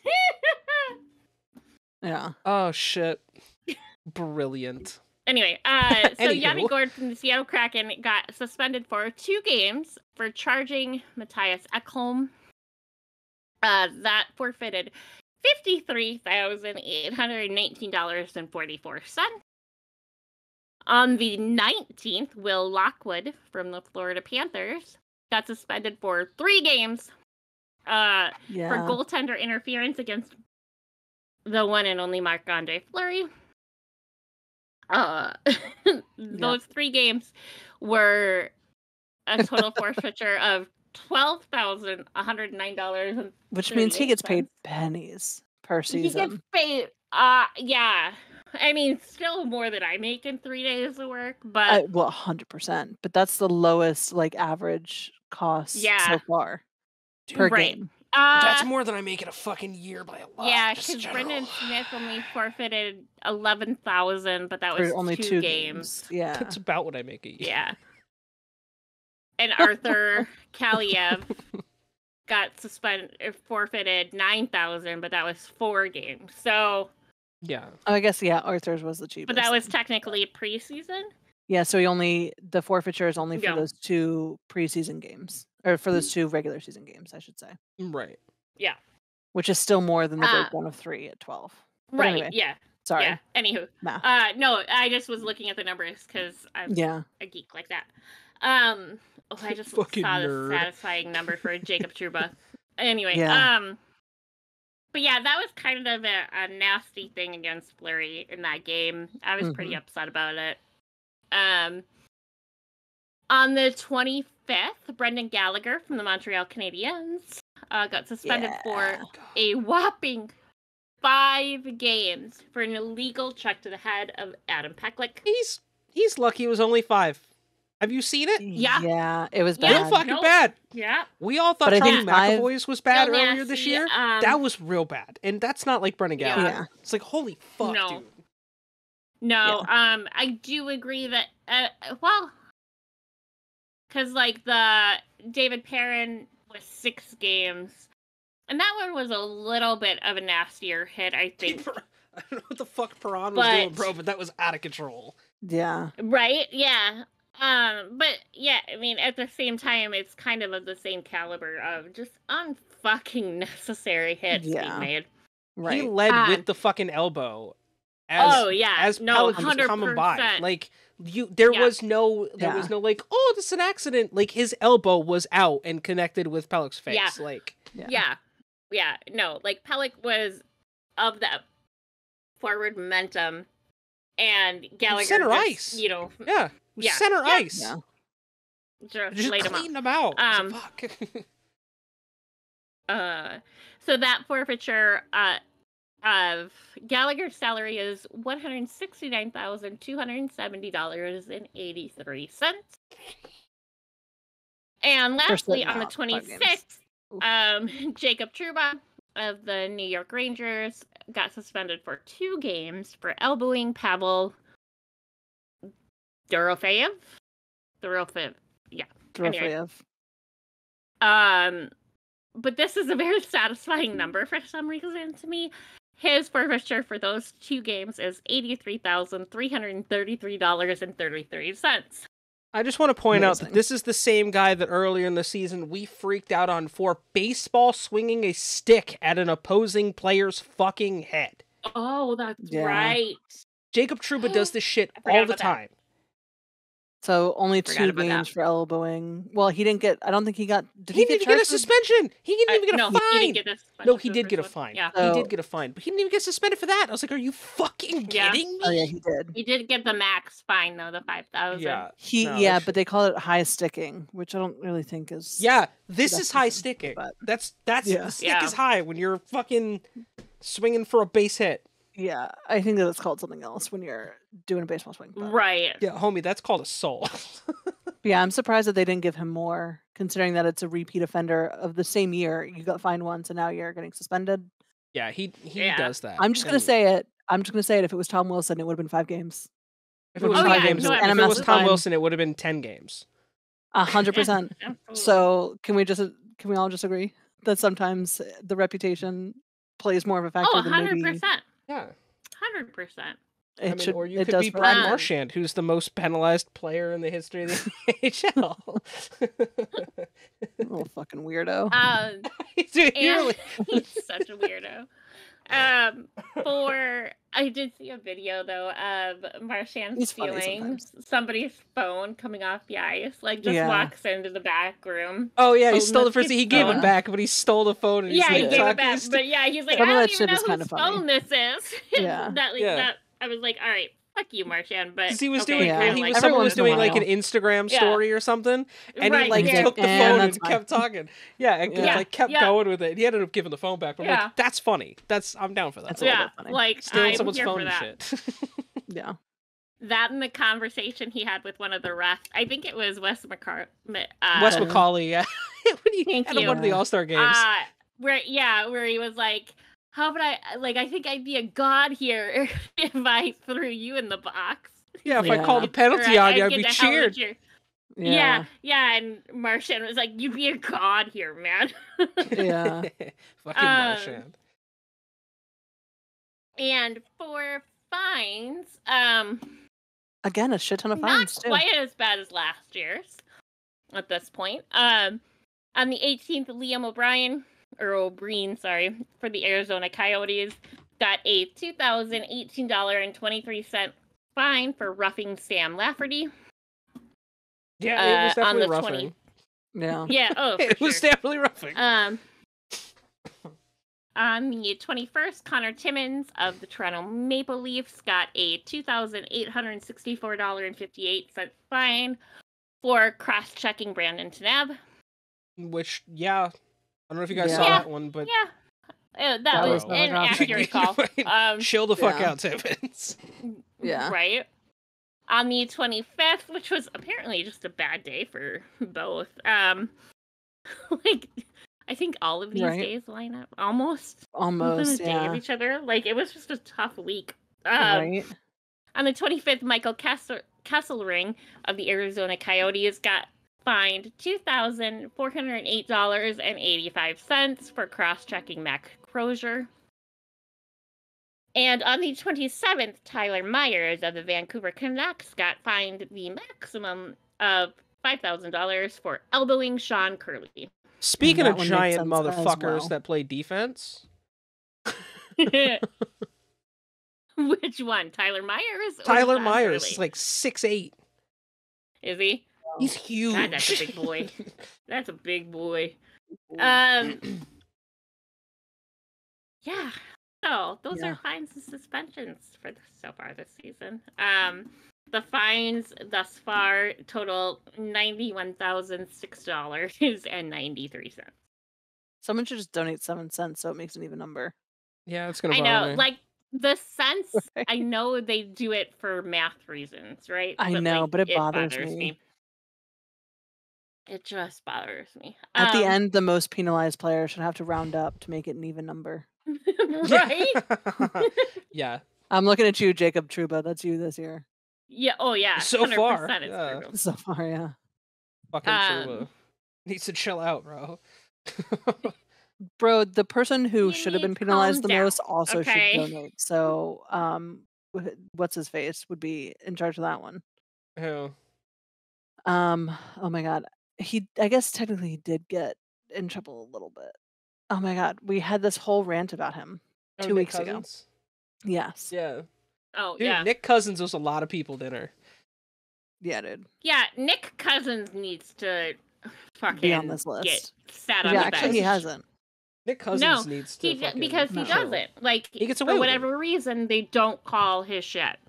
Yeah, he gets away with it. And he's constantly out there making headshots. Yep. Anywho, before I get on that soapbox, let's move on to injuries. Excuse me. There it is. Be proud of that. Was working on that one for a while. It was brewing. It was like sitting right here in my throat.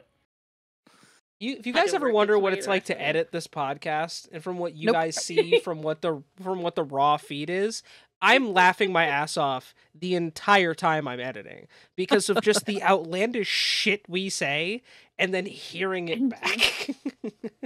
I've never said anything outlandish, and I don't know why you would accuse me of that. Chris. Never, not once. We don't have merch on the merch store specifically from something stupid you've said. Why would we have that? No.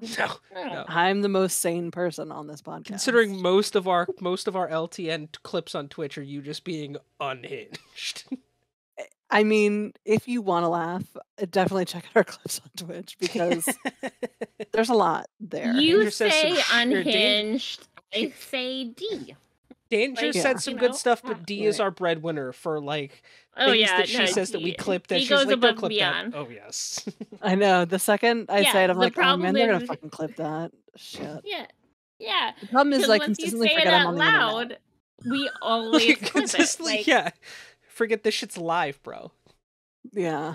Oh God. Or being recorded in any capacity, because I'm hanging out with my friends. My friends normally don't record me when I'm talking, which is for the best. Except for us, so yeah. We do. We could just use this in a court of law. Yeah, well, you said this. So for injuries for Anaheim, we have Ilya Lyubushkin. Yeah. Correct. Yeah, that's correct. That's correct. Yeah, that's a good one. Nailed Look it. at you. Nailed it. Aren't you proud of me? Okay. I am Anyway, incredibly proud of you. He is currently out with an upper body injury listed as day-to-day. Max Jones, also pronounced correctly. Hey. He is also out with an upper body injury listed on IR, expected to be out until at least the 31st. Tomorrow? Yeah. Alex Killhorn out with a knee injury, expected to be out until at least February 21st. See, that's the one. Pavel added the extra H that's not in there. Oh, I did add an Killorn. H. Killorn. I was like, watch, she's gonna nail fucking Lyubushkin, and then Killorn's gonna be the one that gets her. I was already looking at Pavel, though. That was my Pavel Mintyukov, yeah. Yeah, that's exactly how I would have pronounced it. Thank you so much. Mintyukov, yeah. I got you. I got you. Dear sweet Pavel, with the minty breath. He was out with a shoulder injury on IR, expected to be out until the 21st of February. He's another rookie that we Trevor lost. Zegras, out with an ankle injury, expected to be out until at least the 21st of February. Come back, Z. My depression's so deep. Come back. For Arizona, we have Travis Dermott, out with a lower body injury. It's listed as day-to-day. Matt Dumba out with an upper body injury on IR, expected to be out until at least February 8th. Troy Stetcher. Out with a lower body injury, expected to be out until at least February 21st, also on IR. Vladislav, we've talked about before, but this was updated on the 22nd. He is now expected to be out until at least February 8th on IR. No other new ones there. For Boston, we have Jake DeBrusk, undisclosed. Syphilis. Apparently, that syphilis bus has there's been in 3 Boston, of them. So there are three of them undisclosed. All undisclosed, all day-to-day. We know what they were doing, and all updated the same day on the 28th. Jake DeBrusk, Matthew Poitras, and Derek Forbort. All have syphilis. And for Buffalo, I can't say that, but I'm going to. You just did. So. I just did. You right. Jack Quinn for Buffalo. The third one down already. I know, Zemgus.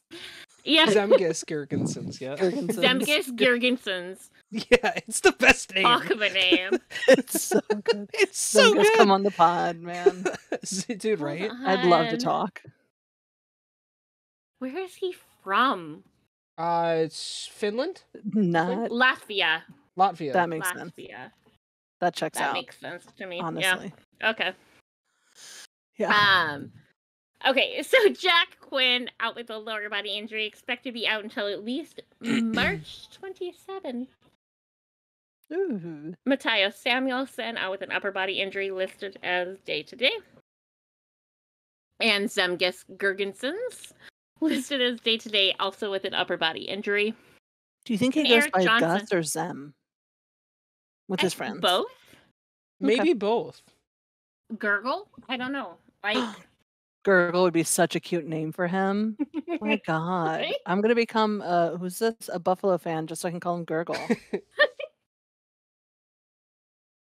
Hi, friend. Gus Gurgle. Gurgle Guts. Gurgle Guts. Gus Gurgle's not a good name. That's a bad name.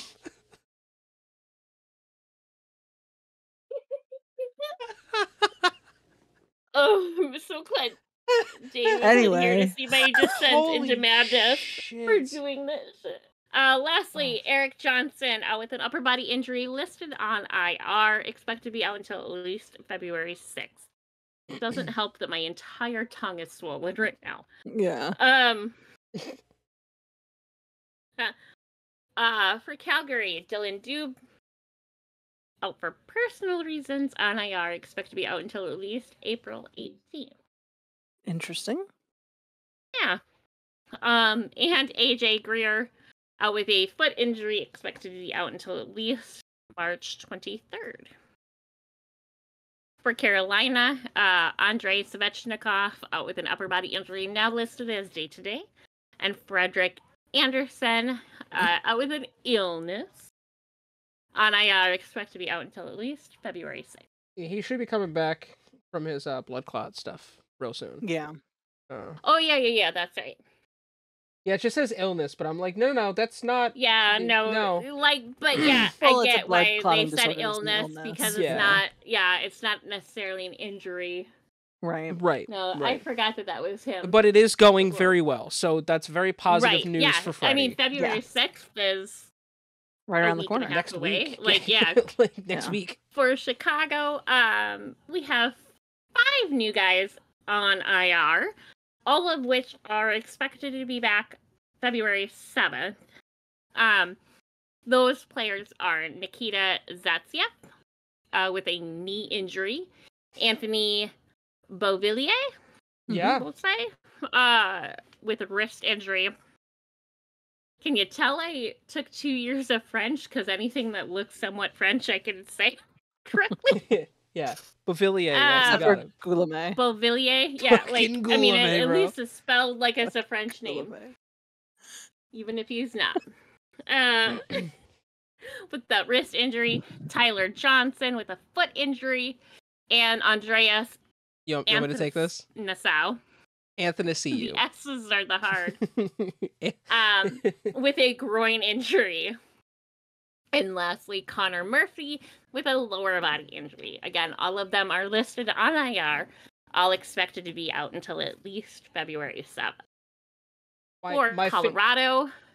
My favorite part is every time we get to Chicago, there's only one name that Danger just passes along, and it's always Andreas Athanasiou. She gets there and her brain immediately goes, well, I'm not fucking trying this one. And she just sends it to me. There's a lot of names, I will say.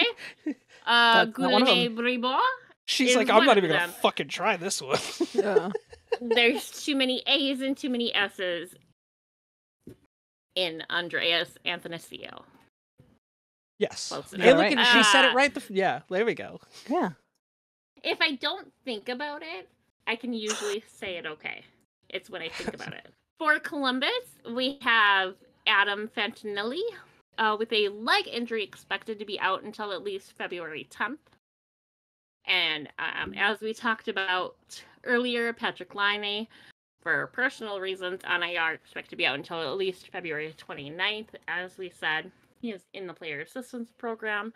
And Adam Boquist with an upper body injury on IR, expected to be out until at least February 10th. For Detroit, we have Ville Husso with an illness, expected to be out until at least February 10th. Patrick Kane. So upset about. No, I'm just kidding. I don't hate Patrick Kane as much as Evander. Everyone hates Evander Kane. Everybody hates Evander Kane. People pool to hate Brad Marchand, but I think that the pool is bigger for hating Evander Kane. Sure. Probably, unless you're an Edmonton Oilers fan. Even then. Also for Detroit, we have Ben Chiarot. Ben Chiarot, yeah. No, you actually had it. You were pretty close. Yeah. No, I purposefully said Chiarot. Like Chia Pet. Chia. No, only Sonny Milano gets those. Yeah. That's fair. Very fair. And Sonny Milano deserves the Chia Pet. Man. He has amazing hair, bro. He does. He does. But Ben is out with an upper body injury, expected to be out until at least February 10th. And Matt Luff out with an upper body injury, expected to be out until at least February 27th, and he is listed on IR. For Florida, we have Will Lockwood out with a concussion, listed as day-to-day. And Nick Cousins, also out with a concussion. Karma's a bitch! Oh, I'm sorry, did I say that out loud? Right, yeah, no, for both of them, We're all thinking it. No, Will Lockwood's not dirty, but Nick Cousins is dirty as fuck. Is that not the Lockwood that just got suspended for Marc-Andre Fleury's hit? Oh, he did, yeah. Yeah. That's fair. That's fair. Again, karma's a bitch. Yeah. But Nick Cousins also with that concussion on IR, expected to be out until at least February 6th. For LA, we have Quentin Byfield out with an illness, listed as day-to-day. Blake Lizotte, Minnesota boy, out with a lower body injury on IR, expected to be out until at least February 10th. Those are the only two new ones there. Let's say because Copley's done for the year. Oh yeah, and we talked about him before. For my dear sweet boys, y'all are falling apart. Fuck. We have a hospital ward going yet again. Literally. Yeah. Marc-Andre Fleury listed as day-to-day with an upper body injury, still fighting off whatever was hurt with that hit from Lockwood. Yeah. Pat Maroon, which is one I didn't know about, is listed as undisclosed and day-to-day. Might be syphilis. Might be syphilis. It might. It might be. I mean, I love Patty, but it might be. Is he fucking moms might also be oral herpes. I don't know. It could be oral herpes.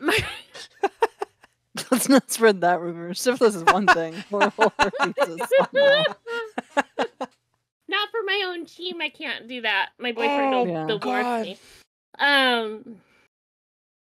Marcus Foligno is out with an illness day-to-day. We do have some stomach bug going around the locker room.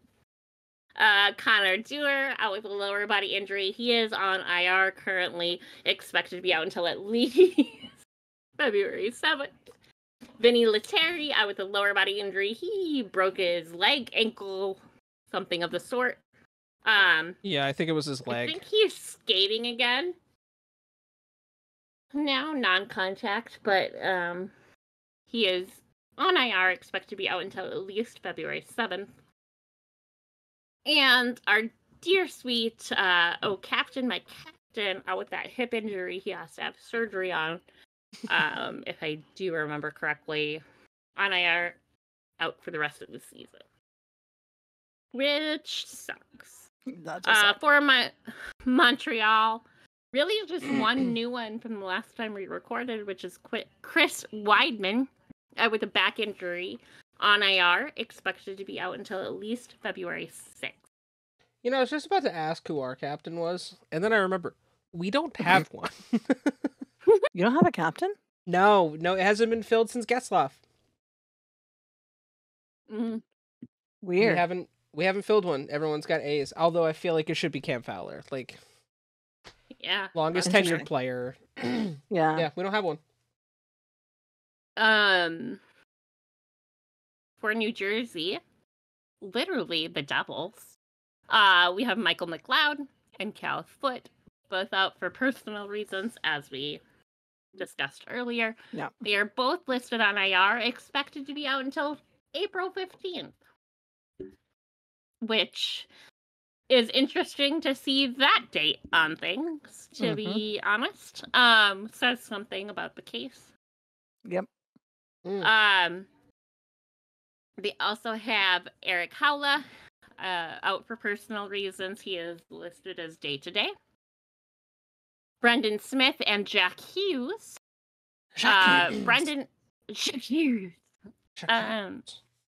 Brendan is out with a knee injury, and Jack is out with an upper body injury. Both listed on IR, expected to be out until at least February 6th. Hopefully I Jack will still be able to Jack's going to play in the All-Star game. I hope I think so. he is going to play. Yeah. I wouldn't be surprised. I don't think it's too taxing on him.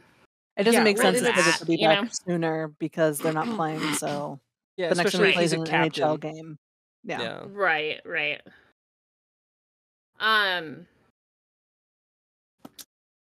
Thomas Nosek out with that foot injury, expected to be out until at least February 8th, and he is on IR. And as we talked about last time, Dougie Hamilton out with that pec injury, expected to be out until at least March 21st, listed on IR. For the New York Islanders, we have Hudson Fasching with a lower body injury, listed as day-to-day. Adam Pelech with an upper body injury, listed as day-to-day. Robert Bertuzzo with a lower body injury. He is on IR, expected to be out until at least February 13th. Ryan Pulock with a lower body injury on IR, expected to be out until at least February 8th. And Casey Kazikis with a lower body injury on IR, expected to be out until at least February 22nd. Casey Kazikis. What a fucking mouthful to say. That is a mouthful. Kind of fun to say when your tongue doesn't hurt, though. Right. For the New York Rangers, we have Ryan Lindgren out with an upper body injury, listed as day-to-day. And then Philip Cheadle, yeah. Out with an upper body injury, as we've talked about before, but this is updated. He is on IR, expected to be out until at least December 15th. For Ottawa, we just have Travis Hamonic out with an upper body injury, expected to be out until at least February 10th. For the way you said that made me think of Humperdinck. Sorry. My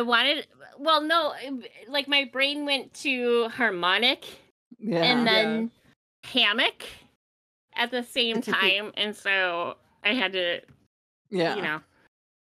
sound it out in my brain. For Philly, we have Carter Hart out with personal reasons, expected to be out until at least April 16th. Igor Zamula out with that illness, listed as day-to-day. And just the Tippett is out with that lower body injury on IR, expected to be out until at least February 6th. For Pittsburgh, we have Riley Smith out with an upper body injury, listed as day-to-day. John Ludwig out with an upper body injury on IR, expected to be out until at least February 6th.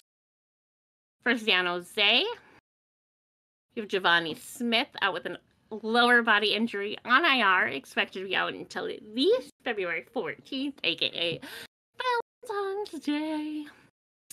Thomas Hurdle, don't know why I said it like that. Lower body injury, expected to be out until at least January 31st. So tomorrow. We've all lost our minds, folks. No. So poor Owen Tippett. Nothing good if he ever returns happens back, after midnight. If fucking Owen Tippett returns back, you imagine lining up at right wing, Owen, just the tip, Tippett. Get the crowd, just the tip, just the tip, just the tip. That's his goal song. It's a dick in a box. This is dick in a box. It's my dick in a box. Mario Ferrero, like Ferrero Rocher, chocolate. Or like the retired player. Mario is out with a lower body injury on IR, expected to be out until at least Valentine's Day. Henry Thrun, I don't know, out with a shoulder injury on IR, expected to be out until at least Valentine's Day. And Mikhail Granlund, out with an upper body injury. Mikhail is on IR, also out until Valentine's Day. For Seattle, we have Pierre-Edouard Bellemare with a leg injury on IR, expected to be out until at least February 10th. For St. Louis, we have Anton Malmstrom, undisclosed injury on IR, expected to be out until at least February 28th. Mackenzie McKieran, or Mac, as I just named him, with a shoulder injury, expected to be out until at least September 16th. Josh Jacobs, undisclosed injury on IR, expected to be out until at least February 28th. Scott Pavlonovich, out with a lower body injury, expected to be out until at least February 10th. Kasperi Kapanen, out with a lower body injury on IR, expected to be out until at least February 10th. And Justin Falk. I just remembered the Falk Me Daddy. Justin Falk, out with a lower body injury, expected to be out until at least February 10th. For Tampa Bay, we have Eric Cernak, out with not lower body, upper body injury, listed as day-to-day. Tanner Janot, out with a lower body injury on IR, expected to be out until at least February 7th.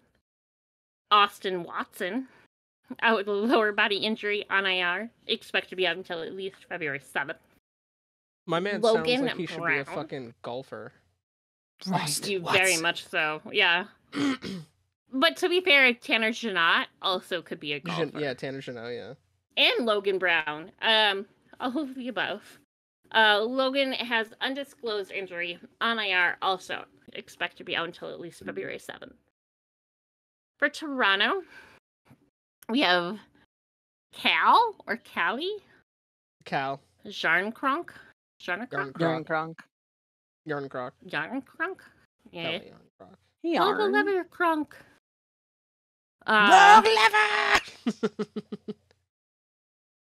I love that movie. I love when you guys get the trains that are firing. 100%. I was right there with you. Yeah. Cal is always a hand injury, expected to be out until at least February 10th. Bobby McMahon, undisclosed injury on IR, expected to be out until at least February 5th. Joseph Wool, out with an ankle injury on IR, expected to be out until at least February 13th. And that's all we have for new injuries in Toronto. For Vancouver, Guillaume Bribois, or Guillaume, as I like to call him. Yes. Because we're besties. With an undisclosed injury on IR, expected to be out until at least February 29th. Carson Saucy, out with a hand injury, expected to be out until at least March 3rd. Philip Di Giuseppe, out with an undisclosed injury on IR, expected to be out until at least February 6th. For Las Vegas, we have Pavel Dorofeyev, upper body injury, listed as day-to-day. Tobias Bjornfoot, undisclosed injury on IR, expected to be out until at least February 6th. As is Ben Hutton, with an upper body injury. William Carrier, also upper body injury, expected to be out until the 6th of February on IR. Shea Theodore was updated with that upper body injury. Could be back as soon as February 12th. Jack Eichel, with a knee injury, also could be back as soon as February 17th. Nice.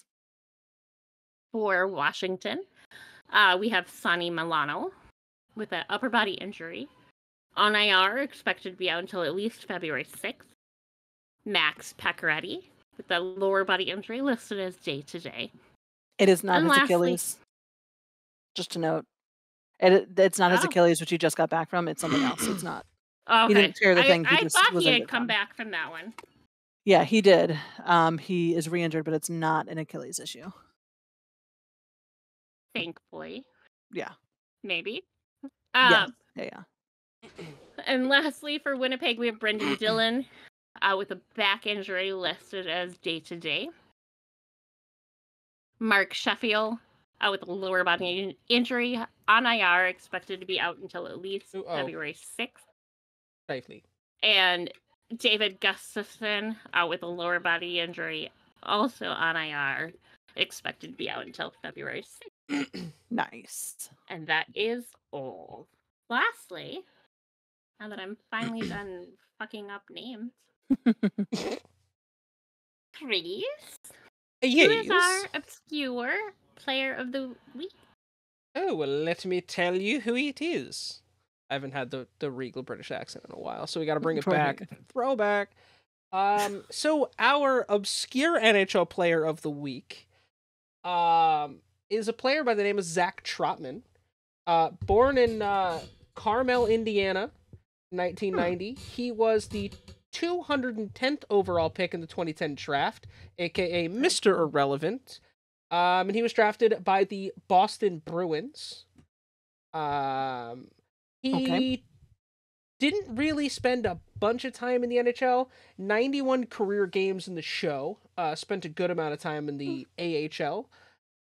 He had 3 goals, 10 assists for 13 points, and a total of 30 penalty minutes. Oh, not bad. I don't have his numbers in the AHL, but he definitely had a lot more than 30 penalty minutes. He played, let's see, he played 3 separate seasons with the Boston Bruins in like little spurts, as well as playing for the Pittsburgh Penguins organization.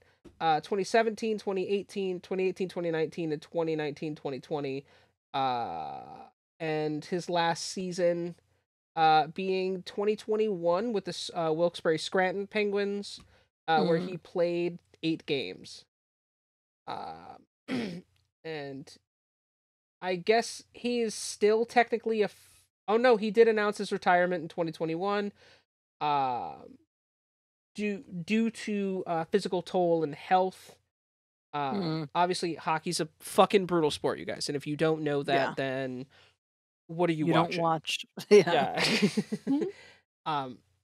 So I know that he and his wife, who was a competitive volleyball player, had their first son in December of 2020. So shout out to Zach Trotman for getting his little taste of the show and having a nice little career for himself.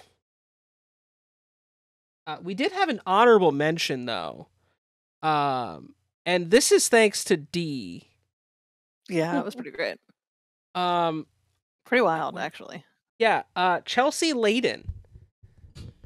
She is. Let's see. Let me pull up hers. We got to give her some love because it was fucking wild. It truly is an insane story. She is a retired NHL player who played in the Premier Hockey Federation for the Connecticut Whale and New York Riveters. And she's also like a paranormal investigator and like and an optometrist. Yeah.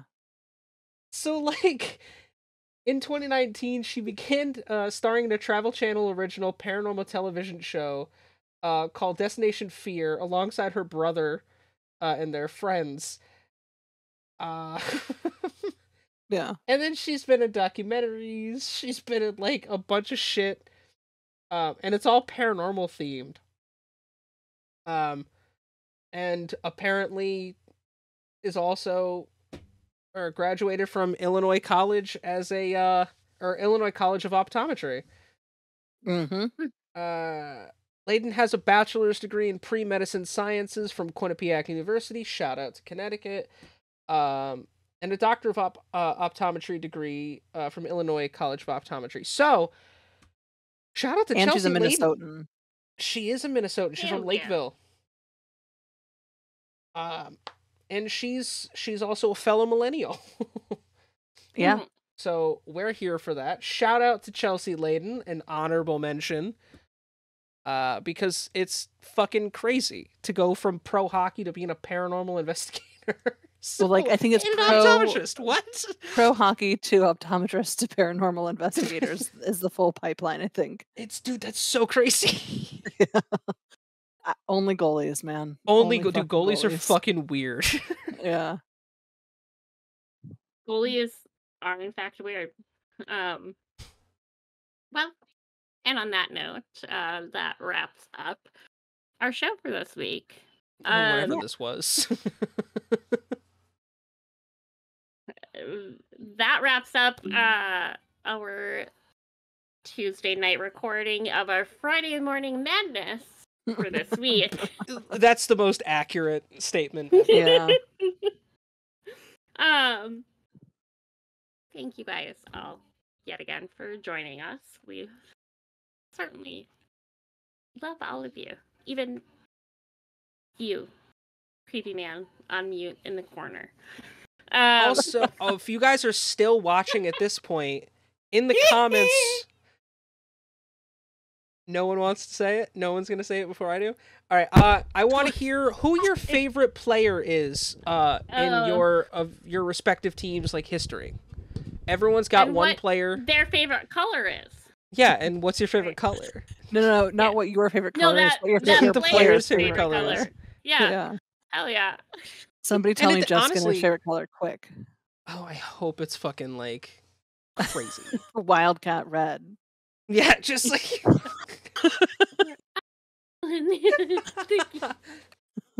Having his song be Breaking Free is amazing. Now, honestly, you know what? After recording, homie, I'm gonna go watch fucking High School Musical. Yeah, there you go.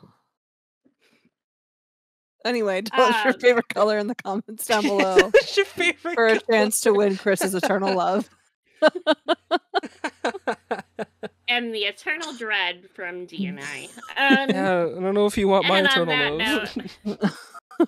And on that note, thank you again, you guys. Write us an email if you have questions of the week. Tweet us, carrier pigeon us. I yet again request Hedwig only shows up to my house. True. But otherwise, we will certainly see you all next week in the Face Off Circle.